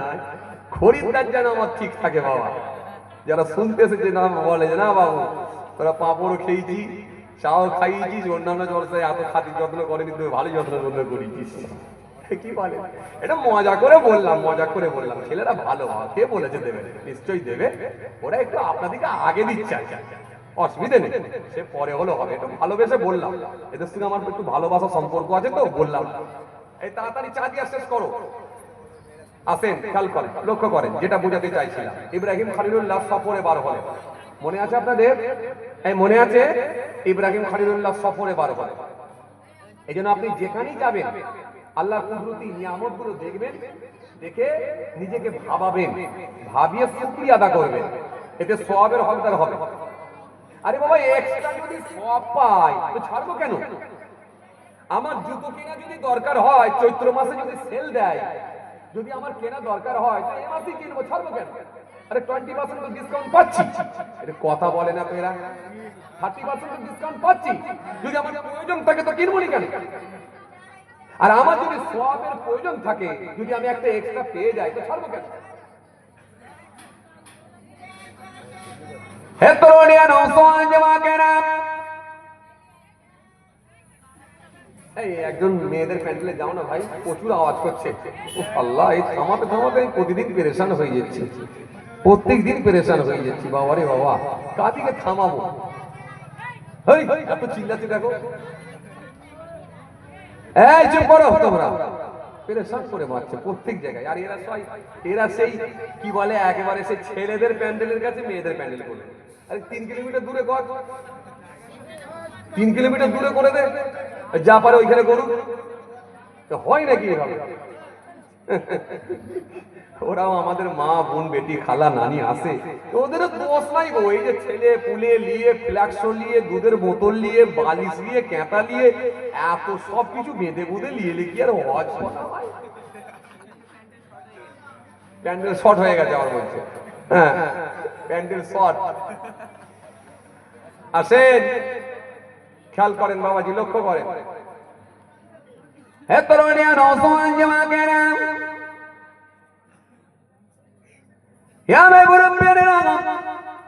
বাবা রাসূলের কিতাবের মধ্যে পাওয়া যায় হযরত ইব্রাহিম খলিলুল্লাহ তিনি সফরে বার হলেন, আল্লাহর নিয়ামতগুলো দেখবেন, আল্লাহকে রাজি করবেন। হযরত ইব্রাহিম খলিলুল্লাহ তিনি সফরে বার হয়ে গেলেন। হুজুর কিছু দূর গেলেন, আরো কিছু দূর গেলেন, আরো কিছু দূর গেলেন, আরো কিছু দূর যাওয়ার পরে হযরত ইব্রাহিম খলিলুল্লাহ তিনি বিশাল সমুদ্র দেখতে পেলেন। সমুদ্রের ঢেউ, সমুদ্রের পানির উচ্ছ্বাস হযরত ইব্রাহিম খলিলুল্লাহকে অবাক করে দিল। হুজুর অবাক হয়ে গেলেন, হতভম্ব হয়ে গেলেন। যে আপনাদেরকে বলছিলাম না সমুদ্র দেখতে যাবেন মাঝে মাঝে, কে বলেছে গেলে গুনাহ হবে? কে বলেছে গেলে গুনাহ হবে? আমাদের ধারণায় আছে দীঘা গেলে যেন মনে হচ্ছে বিরাট পাপের কাজ করে ফেলবে। কে বলেছে আপনাকে? আরে পাপ পুণ্য আপনার নিজের কাছে। কি কথা ঠিক বলছি না? পাপ পুণ্য আপনার নিজের কাছে। আপনি এখান থেকে দার্জিলিং বেড়াতে গেলেন যেন মনে হচ্ছে বিরাট অপরাধ করে ফেলবে, বিরাট ভুল করে ফেলবে। কেন? নিশ্চয়ই যাবে, মাঝে মাঝে যাবেন, আপনার মাইন্ডটা ঠিক থাকবে, ব্রেনটা ফ্রেশ হবে, এবং সমস্ত রকমের কাজকর্মগুলো থেকে ছেড়ে যখন আপনি একটু কি বলে অব্যাহতি পাবেন বা নিষ্কৃতি পাবেন, আপনার মনটাও ঠিক থাকবে, ভালো লাগবে আপনাকে, আপনার মাইন্ডটা চেঞ্জ হবে। কে বলেছে আপনাকে যা যাবে? নিশ্চয়ই যাবে। কোরআনে আল্লাহ নিজে বলতে ভ্রমণ করতে যাও, তুমি বেশি জেনে গেছো। কুল সিরু ফিল আরদি সুম্মা নজুরু কাইফা কানা আকিবাতুল মুকাজ্জিবিন। নাহলে আপনার জ্ঞান বাড়বে কি করে? রবের প্রতি আপনার আন্তরিকতা, মহব্বত, ভালোবাসাটা বাড়বে কি করে? তবে একটা কথা বলবো, সেটা কি, এই যে আপনি একেবারে সুন্নতি লেবাস পরে, সুন্নতি জামা পরে আল্লাহর নিয়ামত দেখবেন, আল্লাহর বানানো জিনিস দেখবেন, দেখে নিজেকে ভাবাবেন, শুকরিয়া আদা করবেন এবং টাইমলি আপনি কসরের নামাজ পড়বেন, আপনি যদি মুসাফির হয়ে থাকেন। কিন্তু ওখানে গিয়ে যদি ছোট প্যান্ট পরে আর সেই মদের বোতল দিয়ে টিউব দিয়ে যদি হই হই হই হই করা হয়, নিচে দেওয়া হয়, তাহলে এক ফোঁটা নেকি হবে না। যতক্ষণ আপনি ওরকম করবেন ততক্ষণ সব দেখবেন পাপের খাতাতে পাপ লেখা হবে, যে গোনার নেকি আপনার নিজের কাছে। কিছু কথা বুঝতে পারছেন বাপ? হযরত ইব্রাহিম খলিলুল্লাহ সফরে বার হয়ে গেলেন, হুজুর সমুদ্র ধারে পৌঁছে গেলেন। সমুদ্রকে নিয়ে হুজুর গবেষণা চালাতে লাগলেন। ও মালিক, ও আমার ও আমার আল্লাহ, এটা তো কোনো মানুষের তৈরি করা হতে পারে না, এটা হলো তোমার কুদরতি ক্ষমতাতে সব সম্ভব। আল্লাহ আমাকে অবাক করেছে। এই যে পানির উচ্ছ্বাস, এই যে পানির ঢেউ, এই যে পানির উচ্ছ্বাস, এই যে জোয়ার ভাটা, যেটা আমাকে হতভম্ব করেছে, অবাক করেছে, আল্লাহ তোমার শুকরিয়া না করে আমি শেষ করতে পারবো না। আমার আল্লাহ সেই সময় বলে, ইব্রাহিম তোমাকে আমি কিছু দেখাতে চাই। ও ইব্রাহিম খলিলুল্লাহ, ও আমার বন্ধু, তোমাকে আমি আরো কিছু দেখাতে চাই। ও ইব্রাহিম তুমি একটু আগের দিকে যাও। ও ইব্রাহিম খলিলুল্লাহ, তুমি একটু আরো আগের দিকে যাও, যাও একটু আগের দিকে যাও, যাও একটু আমি আগের দিকে যাও। যে ইব্রাহিম খলিলুল্লাহকে আমার আল্লাহ বড় ভালোবাসতেন। এই কোরআনের তাফসীর যদি পড়েন আপনি হতভম্ব হয়ে যাবেন। কোরআন শরীফের মধ্যে আল্লাহ সুন্দর করে ইব্রাহিম খলিলুল্লাহকে নিয়ে, নমরুদকে নিয়ে আলোচনা করেছেন। আলাম তারা ইলাল্লাযী হাজ্জা ইব্রাহিম ফি রাব্বিহি আন আতাহুল্লাহুল মুলক ইয ক্বালা ইব্রাহিম রাব্বিয়াল্লাযী ইউহয়ী ওয়া ইউমীত قال أنا أحيي وأميت قال إبراهيم فإن الله يأتي بالشمس من المشرق فأت بها من المغرب فبعث الذي كفر والله لا يهدي القوم الظالمين। ইব্রাহিম নবীকে নিয়েও কোরআন শরীফের মধ্যে আল্লাহ একাধিক জায়গায় আলোচনা করেছেন। কোরআন শরীফ নিয়ে আল্লাহ এত সুন্দর করে সাজিয়েছেন, গোটা পৃথিবীর মানুষকে অবাক করেছেন। আপনি অবাক হয়ে যান। আপনি পৃথিবীর বর্ণনা পাবেন 5 জায়গায়, আখিরাতের এই পৃথিবীর বর্ণনা পাবেন 115 জায়গায়, আখিরাতের বর্ণনা পাবেন 115 জায়গায়, শীতকালের কথা 5 জায়গায়, গ্রীষ্মকালের কথা 5 জায়গায়, আজানের কথা 5 জায়গায়, 13 জায়গায় দরিদ্রতা নিয়ে আলোচনা, সচ্ছলতা নিয়ে 26 জায়গায় আলোচনা, 13 জায়গায় দরিদ্রতা নিয়ে আলোচনা, সচ্ছলতা নিয়ে 26 জায়গায় আলোচনা, বেহেশতের কথা আল্লাহ 77 জায়গায়, জাহান্নামের কথা আল্লাহ 77 জায়গায়, 88 জায়গায় আমার আল্লাহ ফারিস্তা নিয়ে, 88 জায়গায় আমার আল্লাহ ইবলিস শয়তান নিয়ে, আমার আল্লাহ পাক শাস্তির কথা 117 জায়গায়, আর শাস্তির কথা 117 জায়গায়, আর কোনা মাপের কথা আমার আল্লাহ ক্ষমার কথা 234 জায়গায়। এত সুন্দর করে সাজিয়েছেন। তার হাবিবুল্লাহর কথা আল্লাহ এক জায়গায় 2 জায়গায় নয়, এক জায়গায় 2 জায়গায় নয়, একাধিক জায়গায় আল্লাহ দিয়েছেন। কম বেশি প্রায় 1400 জায়গায় হাবিবুল্লাহর নামটা আল্লাহ দিয়ে দিয়েছেন। এর গোটা পৃথিবীর মানুষকে আমার আল্লাহ হতভম্ব করে দিয়েছেন, অবাক করে দিয়েছেন। এই কোরআন শরীফকে নিয়ে যারা গবেষণা করেছে, অ্যানালাইসিস করেছে, পড়াশোনা করেছে, স্টাডি করেছে, তারা আর স্থির থাকতে পারে না। তাদের অন্তরে কালেমার নূর পৌঁছে গেছে। তারা নবীর ভালোবাসায় দিওয়ানা হয়ে গিয়ে তারা কালেমা পড়ে ঈমান কবুল করে দিয়েছে। আসেন খেয়াল করেন, ইব্রাহিম খলিলুল্লাহ তিনি সমুদ্রের দিকে এগিয়ে যাচ্ছেন। মনে আছে আপনাদের? সমুদ্রের দিকে এগিয়ে যাচ্ছেন। আমার আল্লাহ পাক সেই সময় বলেন, ইব্রাহিম শোনো, ও ইব্রাহিম শুনে রেখে দাও, ও ইব্রাহিম জেনে রেখে দাও, এর থেকে তোমাকে আমি ভালো ভালো জিনিস দেখাবো। চলো তুমি একটু আগিয়ে চলো। হযরত ইব্রাহিম খলিলুল্লাহ তিনি আরেকটু আগিয়ে গেলেন, আরেকটু আগিয়ে গেলেন, আরেকটু আগিয়ে গেলেন, আরেকটু আগিয়ে গেলেন।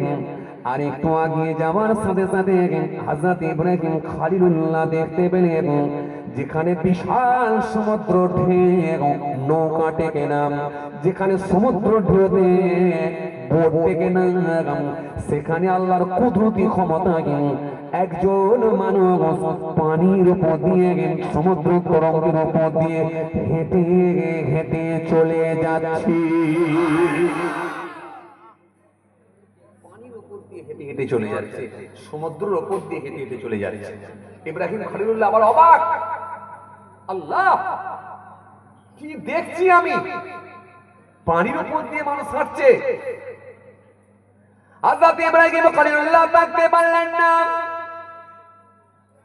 আমার আল্লাহকে সেই সময় বললেন, ও আমার মালিক, ও আমার রব, ও আমার আল্লাহ, এই যে বিশাল সমুদ্র দেখছি, এই সমুদ্র উপর দিয়ে মানুষ হেঁটে হেঁটে চলে যাচ্ছে, তোমার কুদরতি ক্ষমতায় সবই সম্ভব।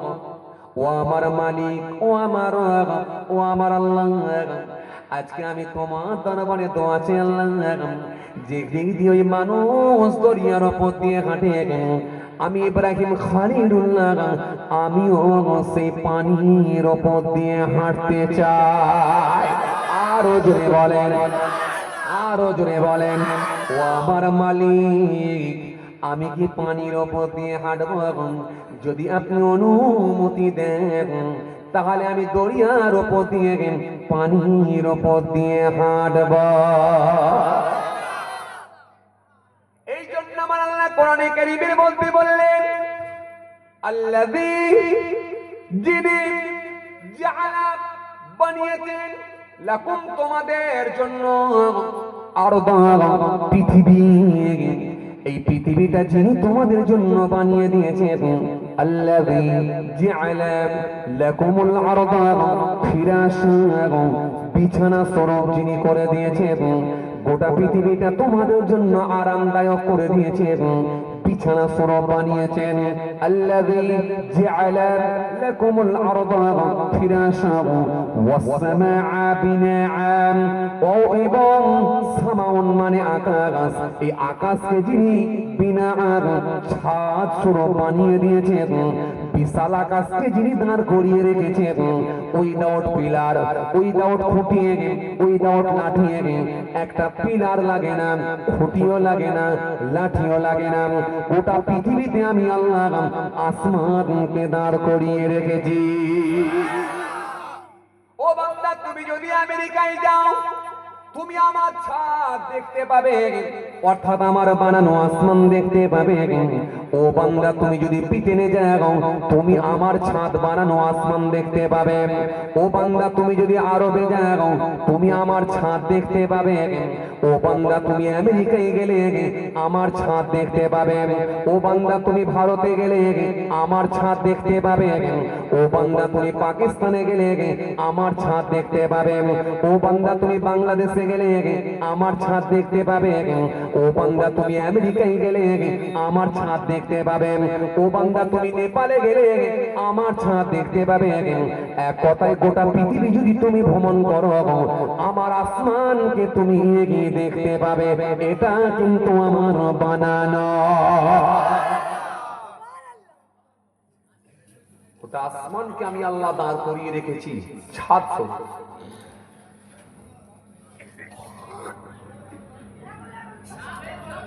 وأنزل من السماء ماء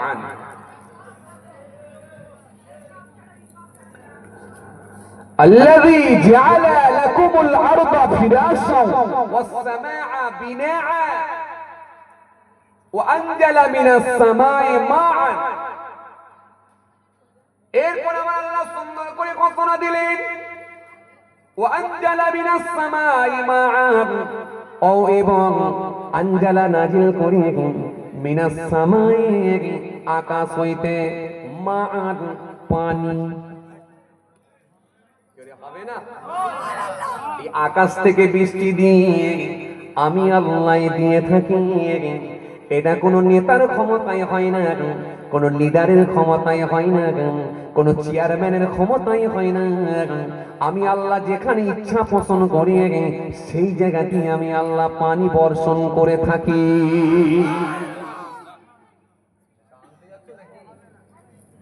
যাও নিয়ে এসো, নিয়ে এসো, যাও। তোমাদেরকে ভালোবেসে বললাম যাও নিয়ে এসো। সবাইকে খাইয়ে দাইয়ে হুজুরকে একটু চা খাওয়ার ইচ্ছা করেছে। যাক, আজকে তো আপনাদের জোরদার খাওয়া দাওয়া চলছে দেখছি। ইনশাআল্লাহ সন্ধ্যে থেকে খাওয়া দাওয়া একভাবে চলছে দেখছি। ঘন ঘন পাঁপড়, ঘন ঘন চা, পান টান দিচ্ছে নাকি? পান হলে ভালো হতো। এই পরের বার থেকে ইনশাআল্লাহ টার্গেট রাখো, পান দিতে হবে। আর কফি করো, কফি। এরপর থেকে ইনশাআল্লাহ কফি হবে। ছেলেরা খুব ভালোবাসে, আপনাদেরকে মহব্বত করে, ভালোবাসে। জি, এই যে আমি বললাম না আগে, আর লোক পাওয়া যাবে না তো, এবার না খাতির করলে লোক আসবে না। সব জায়গায় খাতির করার ব্যাপার, ওয়াজ করার ব্যাপার। কথা বুঝছেন? কেন? মনে রাখবেন, যে জিনিসটা যত বেশি হবে সেই জিনিসটার কদর গুরুত্ব তত কমবে। অথচ যদি মূল্যবান জিনিস হয়, খুব গুরুত্বপূর্ণ জিনিস যদি হয়, কিন্তু সেটাও ফিকে হয়ে যাবে। এই ছেলেটা তত পাঁপড় নিয়ে এসছে, খালি আমি যত বলছি তত পাঁপড় নিয়ে এসছে। কি রে ভাই, তুই সারা রাত পাঁপড় খাবি নাকি? ভাত দাত খেতে দিবি নি? 3 বার হয়ে গেল পাঁপড় দিয়া। একবার চা খাওয়ার আগে দিয়েছে, তারপর একবার দিয়ে গেছে, আবার দিচ্ছে। খাইয়ে যা, ওরেওছে। এই কচি, আস্তে আস্তে খা বাবা, চিল্লামিল্লি করবি। আসেন, খেয়াল করেন বাবাজি। ও পাঁপড় খাচ্ছে, কি লড়ান লড়ছে সব। ক্যামেরা ঘুরে দেখাতে বলবো নাকি? লোকে আপনার দিকে আমার অন্য জায়গায় দেখবে। এত সুন্দর পাঁপড় খাচ্ছে আর খালি লড়ছে। খেয়াল করেন বাবাজি, বাবাজি খেয়াল করেন। রাগটা করেনি তো বাবা, ভালোবেসে বলি আর কি। আপনারাও ভালোবাসেন, আমরাও ভালোবাসি, ভালোবাসার টানে বলছি। এই লক্ষ্য করেন, খেয়াল করেন। তাহলে আমার আল্লাহ কি বললেন সুন্দর করে? এই গোটা পৃথিবীতে আমি আল্লাহ ছাদ স্বরূপ আমি আল্লাহ আসমানকে বানিয়েছি। তুমি যেখানেই যাও না কেন আমার ছাদকে দেখতে পাবে। শুধু তাই নয়, আমি যখন ইচ্ছা পোষণ করি আমি আল্লাহ আকাশ থেকে বৃষ্টি বর্ষণ করে থাকি। এটা কিন্তু কোনো নেতা পারবে না, কোনো এমএলএ পারবে না, কোনো এমপি পারবে না, কোনো চেয়ারম্যান পারবে না, কোনো মন্ত্রী পারবে না, কারো দ্বারাই সম্ভব না। কারণ এটা আমি আল্লাহর কুদরতি ক্ষমতায় সম্ভব। আকাশ থেকে আমি আল্লাহ বৃষ্টি বর্ষণ করি, সেটা আমার দ্বারাই সম্ভব। আকাশ থেকে আমি আল্লাহ সিল বর্ষণ করি, সেটা আমার দ্বারাই সম্ভব। আমি আল্লাহ যখন সাইক্লোন দিই, ঝড় দিই, সেটা আমার দ্বারাতেই সম্ভব। আমি আল্লাহ যখন সুনামি দিয়ে, সেটা আমার দ্বারাতে সম্ভব। আমি আল্লাহ যখন বিশাল বিশাল ঝড়গুলো দিই, আইলা দিই, লাইলা দিই, আমি আল্লাহ সুনামি দিই, আইলা দিয়ে, লাইলা দিই, আমি আল্লাহ দানা ঝড় দিই। এগুলো যখন আমি আল্লাহ দিই, এমন ভাবে আমি আল্লাহ দিয়ে পৃথিবীর মানুষকে আমি আল্লাহ জড়ো করে দিয়ে। সুতরাং তোমাদের কাজ হলো আমি আল্লাহকে বিশ্বাস করে নেওয়া, আমি আল্লাহ সন্তুষ্টি অর্জন করা, আমার দিকে ফিরে আসা, আমার দিকে ধাবিত হওয়া, এটাই হলো তোমাদের কাজ। আর যদি তোমরা না মেনে নাও, সময় থাকতে থাকতে যদি পরিবর্তন না দাও, যদি ফিরে না আসো, আমি আল্লাহ কিন্তু ছাড়বো না। আমার আল্লাহ সুন্দর করে বললেন, ওয়ালাইসাতি তাওবাতুল লাযিনা ইয়ামালুনা সাইয়্যাত হাত্তা ইযা হাদারা আহাদাহুমুল মাউত ক্বালা ইন্নী তুবতু আনা ওয়া আলাল লাযিনা ইয়ামুতুনা হুম কুফার উলাইকা আতাদনা লাহুম আযাবান আলীমা। আল্লাহ বলেন তাদের তওবাটা আমি আল্লাহ কবুল করব না। যারা অন্যায় কাজের সঙ্গে যুক্ত থাকবে আর মৃত্যু যখন তাদের নিকটে এসে পৌঁছে যাবে, ওই সময় যদি তওবা করার চেষ্টা করে, ওই তওবাটা আমি আল্লাহর কবুল করব না, কবুল করব না। কারণ আমার আল্লাহ দুটো সময়ে তওবা দরজা বন্ধ করে দেয়। ওই তওবা দরজা যখন বন্ধ হয়ে যাবে, মানুষ যদি তওবা করলে তওবা করার চেষ্টা করে, ওই তওবা করে তাদের কোনো উপকার হবে না, কোনো লাভ হবে না। কেননা আমার আল্লাহ দুটো সময় তওবা দরজা বন্ধ করে দেয়। এক নম্বরে হলো বান্দা যখন মৃত্যু মুখে পতিত হবে, বান্দা যখন মৃত্যুর কোলে ঢলে পড়বে, বান্দার যখন জাকান্দানির কষ্ট শুরু হয়ে যাবে, ওই সময় বান্দা যখন মওতের কষ্ট শুরু হবে, খাপচি কাটা শুরু করবে, ওই সময় যদি তওবা করার চেষ্টা করে, তাদের তওবাটা আমি আল্লাহ আর কবুল করি না, কবুল করি না, কবুল করি না। আমি আল্লাহর একটা সময় তওবা কবুল করি না। ঠিক কিয়ামতের পূর্বে যখন আমি আল্লাহ পশ্চিম দিক থেকে সূর্য উদিত করব, অর্থাৎ কিয়ামতের পূর্বে যখন পশ্চিম দিক থেকে সূর্য উঠে যাবে, ওই সময় যারা হায়াতে থাকবে তওবা করার যদি চেষ্টা করেন, ওই তওবাকে আমি আল্লাহ আর কবুল করি না। এই দুটো টাইমে আমি আল্লাহ তওবা কবুল করি না। বাকি সর্বসময় আমি আল্লাহ আমার তওবার দরজা খুলে রেখেছি। যখন কোনো বান্দা বান্দি আমার কাছে ফিরে আসে, নিশ্চিত ভাবে আমি আল্লাহ তাদের তওবাকে আমি আল্লাহ কবুল করে থাকি। হবে না?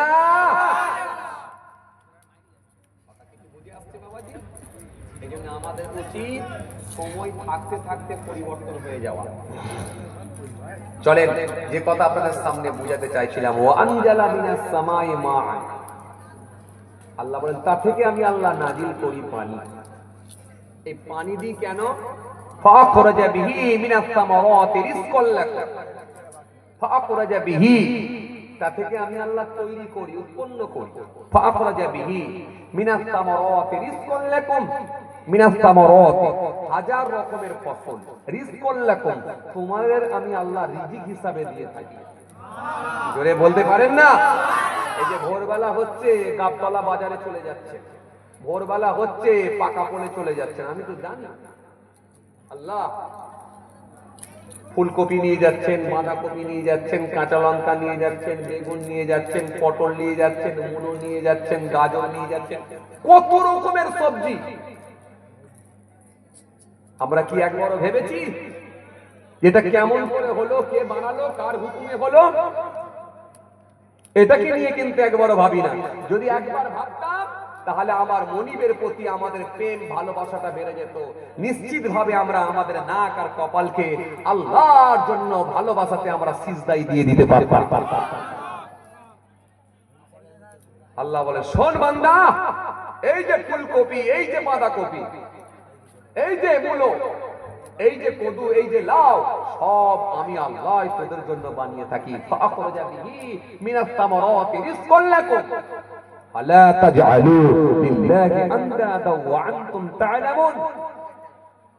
তোমরা কেমন করে আমি আল্লাহর সঙ্গে কুফরি করো, কেমন করে আমার সঙ্গে শিরকি করো, আমার সঙ্গে কি করে তোমরা কুফরি করো, তোমরা কি তা জানো না? আসেন, খেয়াল খেয়াল বলতে বলতে অনেক দূর চলে এসেছি। কোথায় ছিলাম বলেন দেখিনি ভাই? কোন জায়গা থেকে ছেড়ে এলাম বলেন দেখিনি? পানি। পানিতে কে ছিল? পানিতে হেঁটে যাচ্ছিল না হেঁটে যাওয়ার ইচ্ছা পোষণ করেছিল? হেঁটে যাওয়ার ইচ্ছা পোষণ করেছিল। আমি হেঁটে যেতে চাই আল্লাহ। তুমি যে তোমার বান্দাকে হাঁটাচ্ছ পানির উপর দিয়ে, আল্লাহ আমাকে অবাক করেছে। আল্লাহ আমিও পানি দিয়ে হেঁটে যেতে চাই, তোমার বান্দার কাছে পৌঁছাতে চাই। ইব্রাহিম নবী একটু দোয়া করলেন, আল্লাহ দোয়া করলেন।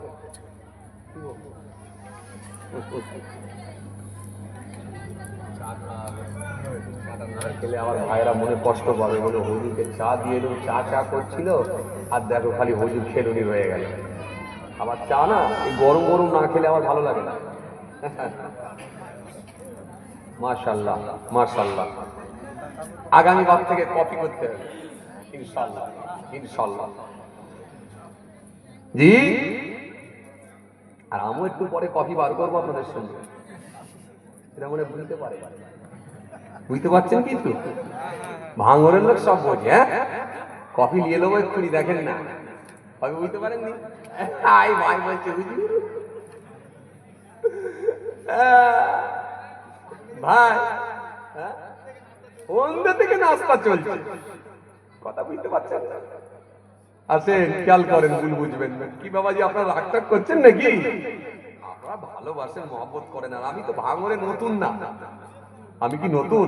আজ কোথায়, তখন তো ইউটিউব ছিল না, হাতে গোনা কতগুলো বক্তা জলসা করতো। আজ কোথায়, আজ থেকে প্রায় 10 বছর 12 বছর আগেকার কথা বলছি, 15 বছর আগেকার কথা বলছি।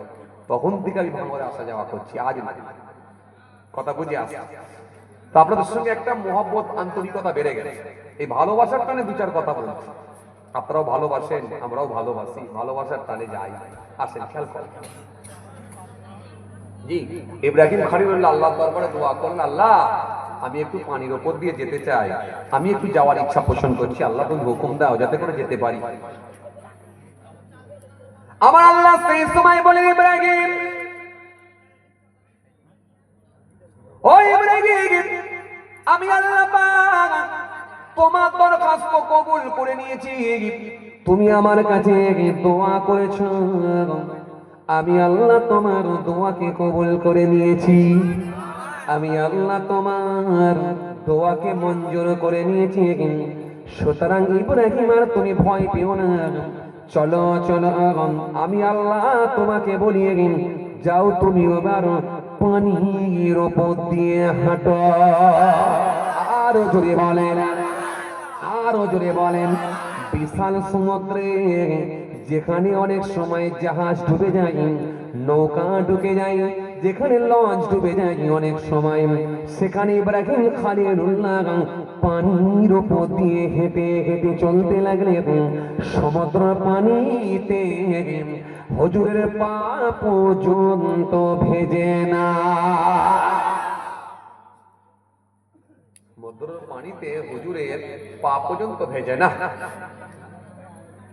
আল্লাহ নবী হযরত ইব্রাহিম খলিলুল্লাহ পানির উপর দিয়ে বহু দূর চলে গেলেন, বহু দূর চলে গেলেন।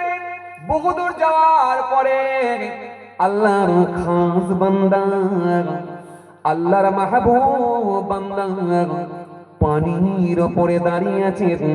হযরত ইব্রাহিম খলিলুল্লাহ আল্লাহর মাহবুব বান্দার সামনে গিয়ে পৌঁছে গেলেন, হুজুরকে গিয়ে সালাম দিলেন। আল্লাহর মাহবুব বান্দা সালামের জবাব দিলেন, জবাব দিয়ে বললেন, ও আল্লাহর মাহবুব বান্দা, চলো আমিও আপনার সঙ্গে যেতে চাই, আমিও আপনার সঙ্গে যাত্রা করতে চাই, আমিও আপনার সঙ্গে এই পানির উপর দিয়ে হেঁটে হেঁটে যেতে চাই। চলুন, আপনি কোথায় যাবেন, আমিও আপনার সঙ্গে যাই। আপনার সঙ্গে পানির উপর দিয়ে আমি হেঁটে হেঁটে যাবো, এই যাত্রা আমিও করবো, আপনার সঙ্গে হেঁটে হেঁটে যাবো। চলুন, কতদূর যাবেন আপনি, আমিও যাবো, চলুন। আল্লাহ বাবু বান্দা তিনি সেই সময় ইব্রাহিম খলিলুল্লাহকে চেনেন না, ইব্রাহিম খলিলুল্লাহকে জানেন না, কিন্তু তিনি বুঝতে পেরেছেন ইনিও মস্ত বড় কামের, না হলে পানির উপর দিয়ে হাঁটা কখনো সম্ভব না। তো সুতরাং তিনিও বললেন, হুজুর চলুন, আপনি যখন আমার সঙ্গে যেতে ইচ্ছা পোষণ করেছেন, চলুন আমরা দুজনে পানির উপর দিয়ে হেঁটে হেঁটে যাই।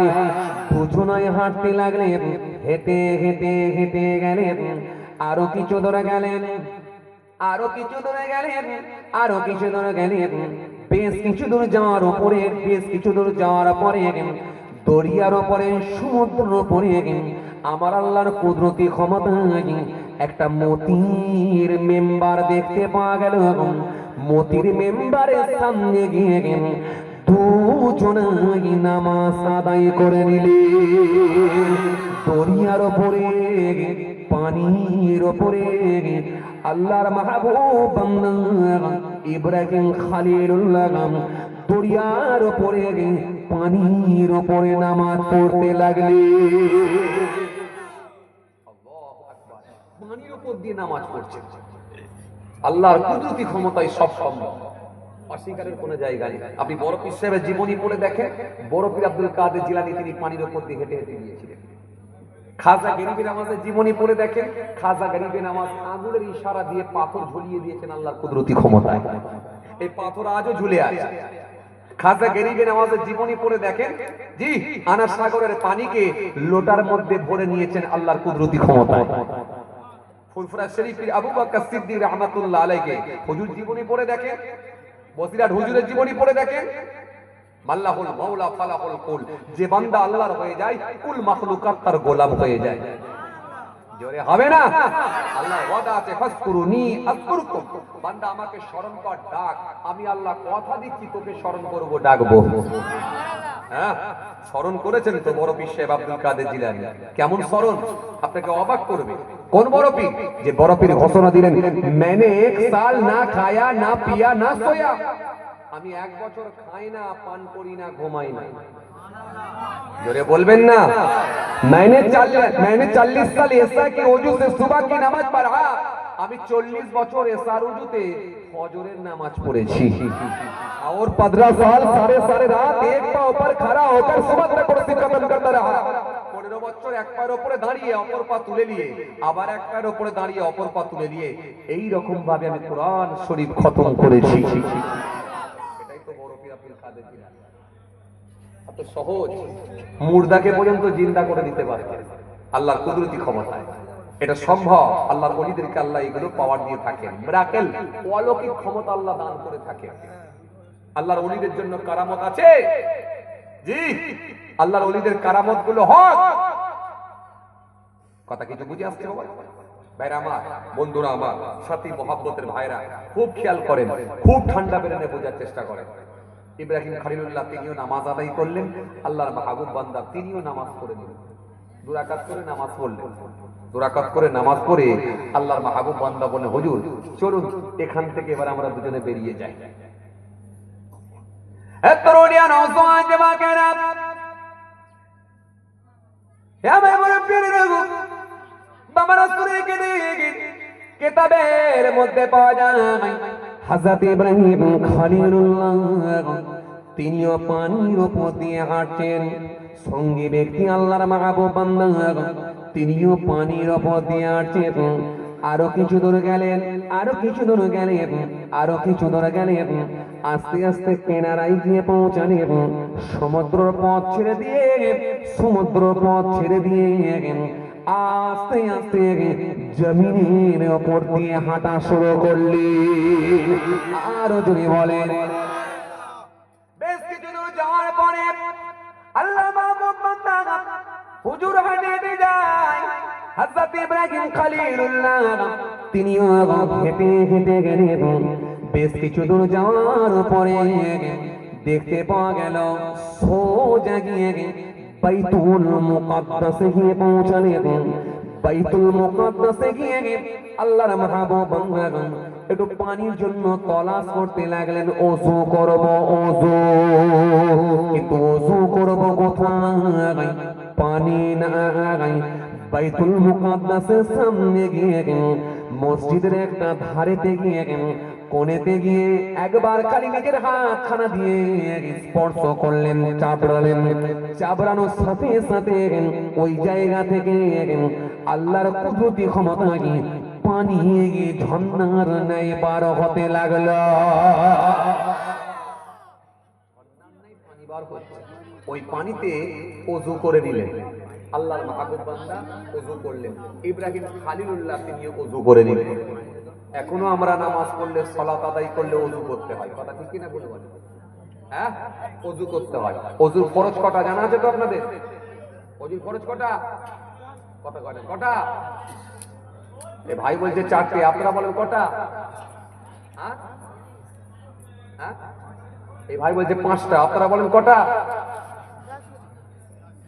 ওই চাচা বলছে 4টে, আপনারা বলেন কটা? হ্যাঁ, ও বলে 10টা। ওযুর ফরজ 10টা। কি সমস্যায় পড়েছি আল্লাহ। তায়াম্মুমের ফরজ কটা? ওই যে জীবনে তো তায়াম্মুম করি না, তো বুঝবো কি করে? না, প্রয়োজন হলে তায়াম্মুম করতে হবে। তায়াম্মুমের যে শর্তগুলো আছে সেগুলো আপনাকে দেখে নিতে হবে। এই শর্ত যদি মিলে যায় তাহলে আপনি তায়াম্মুম করতে পারবেন। এটা প্রয়োজনে তায়াম্মুম করতে হতে পারে। তায়াম্মুমের পদ্ধতি সিস্টেম আপনাকে জেনে রাখতে হবে। তায়াম্মুমের ফরজ হলো 3টা আর ওযুর ফরজ হলো 4টা। কোরআন শরীফের মধ্যে আল্লাহ বলেন, যখন কুনতুম তোমরা ইচ্ছা করবে ইলা সালাত নামাজের জন্য, ফাগসিলু ধৌত করো উজুহাকুম তোমাদের মুখমণ্ডল, ওয়া আইদিয়াকুম তোমাদের হাত, ইলাল মারাফিক কোন পর্যন্ত, টাকনা পর্যন্ত, আমসাউ মাসা করো বিরুসিকুম তোমাদের মাথা, ওয়া আরজুলাকুম তোমাদের পা, ইলাল কাবাইন টাকনা পর্যন্ত, গোড়ালি পর্যন্ত। মানে পায়ের গিরা গাঁট আর মাথা মাসা, আর কি আছে, আর হাত আর মুখমণ্ডল। তাহলে ফার্স্ট মুখমণ্ডল আর পায়ের আর হাতের গাঁট আর মাথা মাসা আর কি পায়ের গাঁট, এই হলো 4টে ফরজ। বলবো হুজুর তাহলে কুল্লি করি, নাকে পানি দিই, ঘাড় মাসা করি, এই যে মেসওয়াক করি, এগুলো সব সুন্নাত। ওই সুন্নত ধরি তো 10টা বলে দিল ফটাস করে। আরে খেপা 10টা না, ওযুর ফরজ হলো 4টা। ঠিক না, সুন্নাত আরো বেশি আছে, তবে ফরজ হলো 4টা। আর তায়াম্মুমের ফরজ হলো কটা? 3টা। একটা কি নিয়ত করা, দ্বিতীয় নম্বরে কি মুখমণ্ডল মাসা করা, 3 নম্বরে কি 2 হাতের কোণ পর্যন্ত মাসা করা। এই ফরজ হলো 3টা। গোসলের ফরজ কটা? গোসলের ফরজ 3টা। এগুলো সব শিখে রাখবেন। গোসলের ফরজ হলো 3টা। এক হলো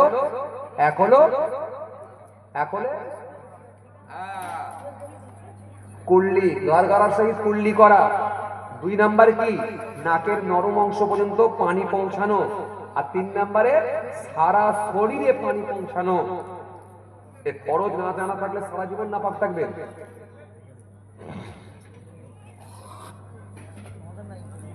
চলেন ভাইরা আমার, বন্ধুরা আমার, যে কথা বোঝাতে চাইছিলাম, বাইতুল মুকাদ্দাসে গিয়ে দুজনা নামাজ পড়লেন। এই আমার দিকে তাকান, ইব্রাহিম খলিলুল্লাহ আর সঙ্গে আল্লাহর মাহবুব বান্দা দুইজনাই নামাজ পড়লেন বাইতুল মুকাদ্দাসে গিয়ে। বাইতুল মুকাদ্দাসে গিয়ে নামাজ আদায় করে, সালাত আদায় করে ইব্রাহিম খলিলুল্লাহ জিজ্ঞাসা করলেন, ভাই আপনি এইভাবে কতদিন ইবাদত করছেন? হে তরুণিয়া নওজওয়ান জমাকেরা, ইয়া মে মুরব্বিরা, বাবা রাসূল রেখে দিন আল্লাহ নবী হযরত ইব্রাহিম খলিলুল্লাহ সেই সময় জিজ্ঞাসা করলেন, ও আল্লাহর নেক বান্দা, আচ্ছা বলুন তো দেখি আপনি এইভাবে কতদিন ইবাদত করছেন? হযরত ইব্রাহিম খলিলুল্লাহর কথা শুনে ওই আল্লাহর মাহবুব বান্দা বলতে লেগেছেন, হুজুর এইভাবে আমি 1 দিন 2 দিন 3 দিন নয়, টানা 400 বছর ইবাদত করছি। চুরি হবে না? 400 বছরের ইবাদত। 400 বছরের ইবাদত মানে পানির উপর দিয়ে কেন? হাওয়া তো আল্লাহ লিয়ে যেতে পারে। মা রাবিয়া বাসারি তো হাওয়াতে নামাজ পড়েছে, হাসান বাসারি পানিতে নামাজ পড়েছে। ছেলে খেলার কথা নাকি? 400 বছরের মেহনত ছেলে খেলার কথা? 400 বছর আমি এভাবে ইবাদত করছি। 400 বছর। হযরত ইব্রাহিম খলিলুল্লাহ সেই সময় বললেন, ওয়াল্লাহ মাহবুব বান্দা, আচ্ছা বলুন তো দেখি আপনার খাওয়া দাওয়া কি কিছুই লাগে না? খাওয়া দাওয়া আপনি কখন করেন? আল্লাহর মাহবুব বান্দা সেই সময় বললেন, হুজুর আমি খাওয়া দাওয়া বছরে 1 বার করে করি। বছরে 1 বার খাই, সারা বছর আমার মালিক চালিয়ে দেয়, এজন্য আমার খাওয়া লাগে না। বছরে আমি 1 বার করে খাই।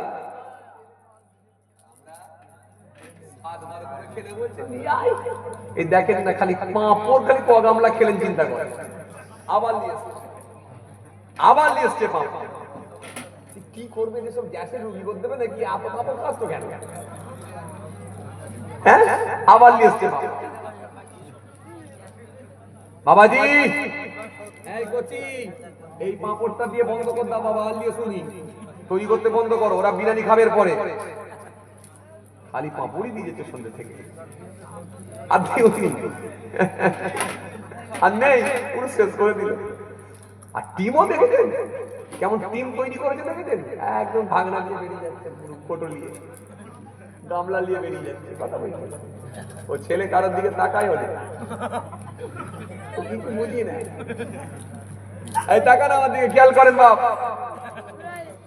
চলে ও চাচা এত পাঁপড় খাননি, চাচা চাচাও খেয়ে যাচ্ছে ঘন ঘন, হ্যাঁ দিয়ে দিচ্ছে না। আপনি বুড়ো মানুষ, এত পাঁপড় খাননি, এত পাঁপড় খাওয়া ঠিক না, তেলের জিনিস। ও চাদরওয়ালা চাচা, এত পাঁপড় খাননি, খেয়াল করেন বাপ। কি বললেন হুজুর? আমি 400 বছর ইবাদত করছি, বছরে একবার করে খাই, আর আমরা দিনে মনে হয় 5-7 বার করে খেয়েও মনে হয় ভালো মতো হয় না, আরো দিয়ে ভালো হয়। আসলে ব্যাপারটা কি বলেন দেখিনি? ব্যাপারটা এটা, সেটা হচ্ছে রাসূল বলেছেন, হাদিস পাকের মধ্যে এসেছে, ইমানদার যখন খাবে 1 পাকস্থলীতে খাবে, আর বেঈমান খায় 7 পাকস্থলীতে। এই ইমানদারের সঙ্গে বেঈমানের খাবার তফাৎ হয়ে যাবে। কিছু কথা বুঝতে পারছেন? কথা কিছু বুঝতে পারছেন? মেদিনীপুরে জলসাই গেছি, থালাতে এত ভাত দিয়েছি, হুজুর খান। আমি বলি মারবেন নাকি, এত খাবার খেতে পারি, এত ভাত খাওয়া যায়? থালা নিয়ে আসেন, প্লেট নিয়ে আসেন, প্লেটে তুলে দিয়ে তুলে দিয়ে তুলে দিয়ে তুলে দিয়ে অন্তত একেবারে 80% তুলে দিলাম, হয়তো 20% আছে। তখন এক বয়স্ক চাচা একটু মুচকি হেসে বলছে, বাবাজি খাওয়া দাওয়া এত কম করলে হয়, এখনো তো এই বয়সে 2 থালা করে খেলো। তখন আমি মনে মনে ভাবছি, আসলে চাচা তো জানে না, চাচা ওই 7 পাকস্থলীতে খায়। হ্যাঁ বাবাজি, রবি বলেছেন হাদিস পাকের মধ্যে এসেছে, ইমানদার খায় 1 পাকস্থলীতে, আর বেঈমান খায় 7 পাকস্থলীতে। এর বেঈমানের সঙ্গে মুমিনের ইমানদারের খাওয়ার তফাৎ হবে। আপনি কি ভাবছেন বিশাল খেয়ে ফেললেন মানে বিরাট কিছু নাকি? পড়বেন আর মরবেন। যত পারেন কম খান আর কম কথা বলেন, এতে আপনি ভালো থাকবেন, এতে আপনি সুরক্ষিত থাকবেন, নিরাপদ থাকবেন। কম খান আর কম কথা বলার চেষ্টা করবেন। ও লোকে কে বললো কি বললো না বললো ওসব দেখার দরকার নেই, আপনি প্রয়োজন ছাড়া কথা বলবেন। কাউকে দেখা হলো, আসসালামু আলাইকুম, ওয়ালাইকুম আসসালাম, ভাই ভালো আছেন, বাস এখানে পর্যন্ত ক্লোজ, শেষ করে দেন, কমপ্লিট। এবার যদি বলেন দুনিয়ার খবর কি, বাড়ির খবর কি, অমুক হয়েছে তমুক হয়েছে, তাহলে অনেক কথা বেরিয়ে আসবে, তাহলে জালে জড়িয়ে যাবে, অনিচ্ছাকৃত ভাবে গুনাহ করে ফেলবেন। এই কথা ঠিক বলছি না ভুল বলছি? আজকে বর্তমান যা সিচুয়েশন, যতটা পারা যায় নিজেকে সেফ রাখার চেষ্টা করতে হবে। চলেন বাবাজি আমার ভাইরা, খেয়াল করেন, লক্ষ্য করেন, তাহলে ইমানদার খায় 1 পাকস্থলীতে, আর বেঈমান খায় 7 পাকস্থলীতে। রাসূল করিম সাল্লাল্লাহু আলাইহি ওয়াসাল্লাম, মিসকাত শরীফের মধ্যে এসেছে, রাসূল করিম সাল্লাল্লাহু আলাইহি ওয়াসাল্লাম জি দরবারে আছেন, হঠাৎ করে দেখা যায় একটা ইহুদি মানুষ যখন এলো আল্লাহ নবী সাল্লাল্লাহু আলাইহি ওয়াসাল্লামের কাছে এসেছে, আল্লাহ নবী বলে, আনাস, রাসূলুল্লাহর একজন বিখ্যাত সাহাবী ছিলেন আনাস, যার নাম হলো হযরত আনাস রাদিয়াল্লাহু তাআলা আনহু, 10 বছর নবীর খেদমত করেছিলেন। এই আনাস রাদিয়াল্লাহু তাআলা আনহুকে আল্লাহ নবী নির্দেশ করলেন, যাও আনাস, এই মেহমানটার জন্য, অতিথির জন্য কিছু খাবার নিয়ে এসো। খাবার নিয়ে এসো। হযরত আনাস খাবার আনতে যাচ্ছেন। ইয়া আল্লাহ, এই তো অনেক টাইম হয়ে গেছে গো, আরে কোন দিক দিয়ে টাইম চলে গেল, আমি ওয়াচ করি যাচ্ছি, এই না আর করা যাবে না, আর করা যাবে না।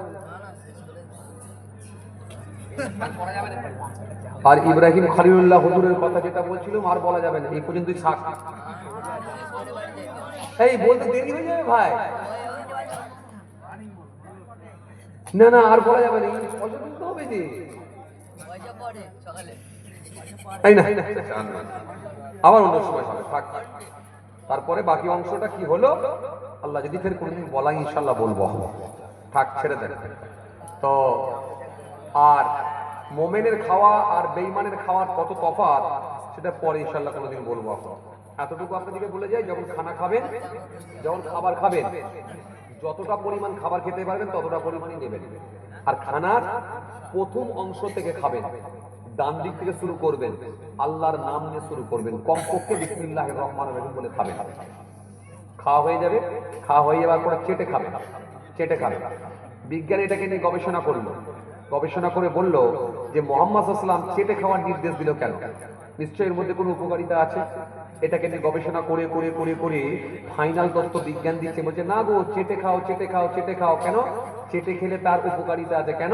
এই যে চেটে খেলে এই যে থুতুটা নালাটা রিটার্ন যখন পেটের মধ্যে যাবে দ্রুত হজম হবে। এটা আজকের বিজ্ঞান ফাইনাল তথ্য দিল। আর নবী মুহাম্মদ সাল্লাল্লাহু আলাইহি ওয়াসাল্লাম বলছে খ্যাপা, তোদের বিজ্ঞান তো 3 দিন আগে বলছে চেটে খাও, আমি তো 1500 বছর আগে বলেছি এই আমার উম্মতেরা চেটে খাও। চেটে খাওয়াটা তোমাদের জন্য সুন্নাত। কথা কি বুঝে গেল? এই চেটে খাবে। আর শেষে একটা দোয়া পড়বেন, আলহামদুলিল্লাহিল্লাযী আত'আমানা ওয়া সাকানা ওয়া জাআলানা মিনাল মুসলিমিন। সমস্ত প্রশংসা সেই আল্লাহ তাআলারই জন্য, যিনি আমাকে খাইয়েছেন, পান করিয়েছেন এবং মুসলমানের অন্তর্ভুক্ত করেছেন। এই দোয়াটা পড়বেন, এই দোয়াটা পড়া হলো সুন্নাত। যাই হোক ভাইরা আমার, ইব্রাহিম খলিলুল্লাহর কথা আমি বলতে বলতে চলে আসছিলাম। হুজুরের কথা বলতে গেলে আর কিছুটা সময় লেগে যাবে। যাক, অসমাপ্ত বক্তব্যকে সমাপ্তির দিকে আগিয়ে দিচ্ছি, আর আগাচ্ছি না, ছেড়ে দিলাম। আবার আল্লাহ কোনদিন বললে ইনশাল্লাহ হবে, এখন আল্লাহ কোনদিন করলে হবে ইনশাল্লাহ, আল্লাহ কোনদিন যদি নিয়ে আসে ইনশাল্লাহ ফের হবে। যাই হোক, আল্লাহ যদি ফের কোনো সুযোগ দেয় ইনশাল্লাহ আলোচনা হবে। অসমাপ্ত বক্তব্যকে সমাপ্তির দিকে আগিয়ে দিলাম। সকলে আমার জন্য দোয়া করবেন, আমি আপনাদের জন্য দোয়া করি। আসুন ছোট্ট করে দাঁড়িয়ে একটু সালাম করব, পরে আপনাদের খেদমত থেকে আস্তে আস্তে বিদায় নেব। আসেন ছোট্ট করে দাঁড়িয়ে একটু সালাম করুন। নবী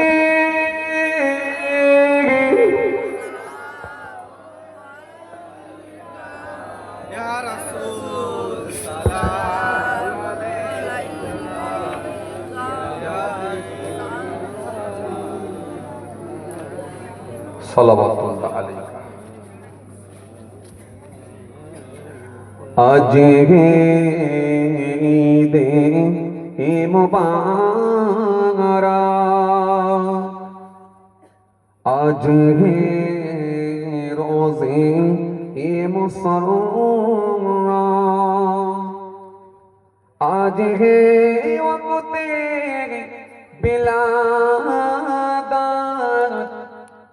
आज है मिलाद ख़ासरात या नबी सलाम। आरो जोरे या रसूल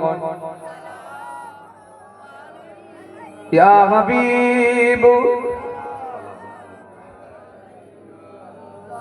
सल्लल्लाहु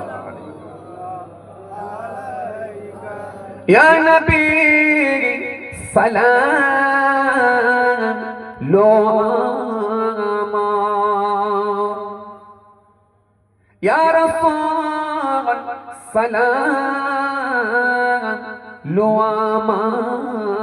देरो या हबीब सलाम लो बांगला मोरा जे সবাই গুনাহগার ইয়া নবী সালাম। আরো জোরে ইয়া রাসূল ইয়া হাবিব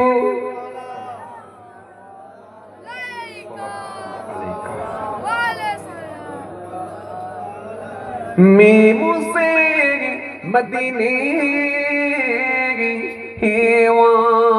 वाले हे से हसमी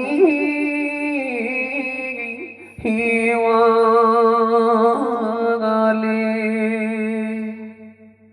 मीमू से मेरा वाले दाल से दीदार वाले या नबी सलाम।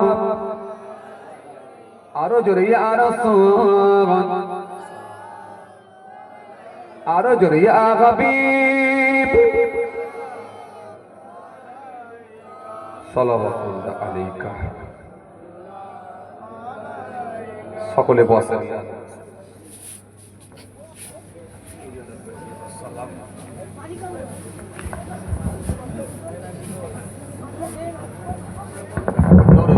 আল্লাহ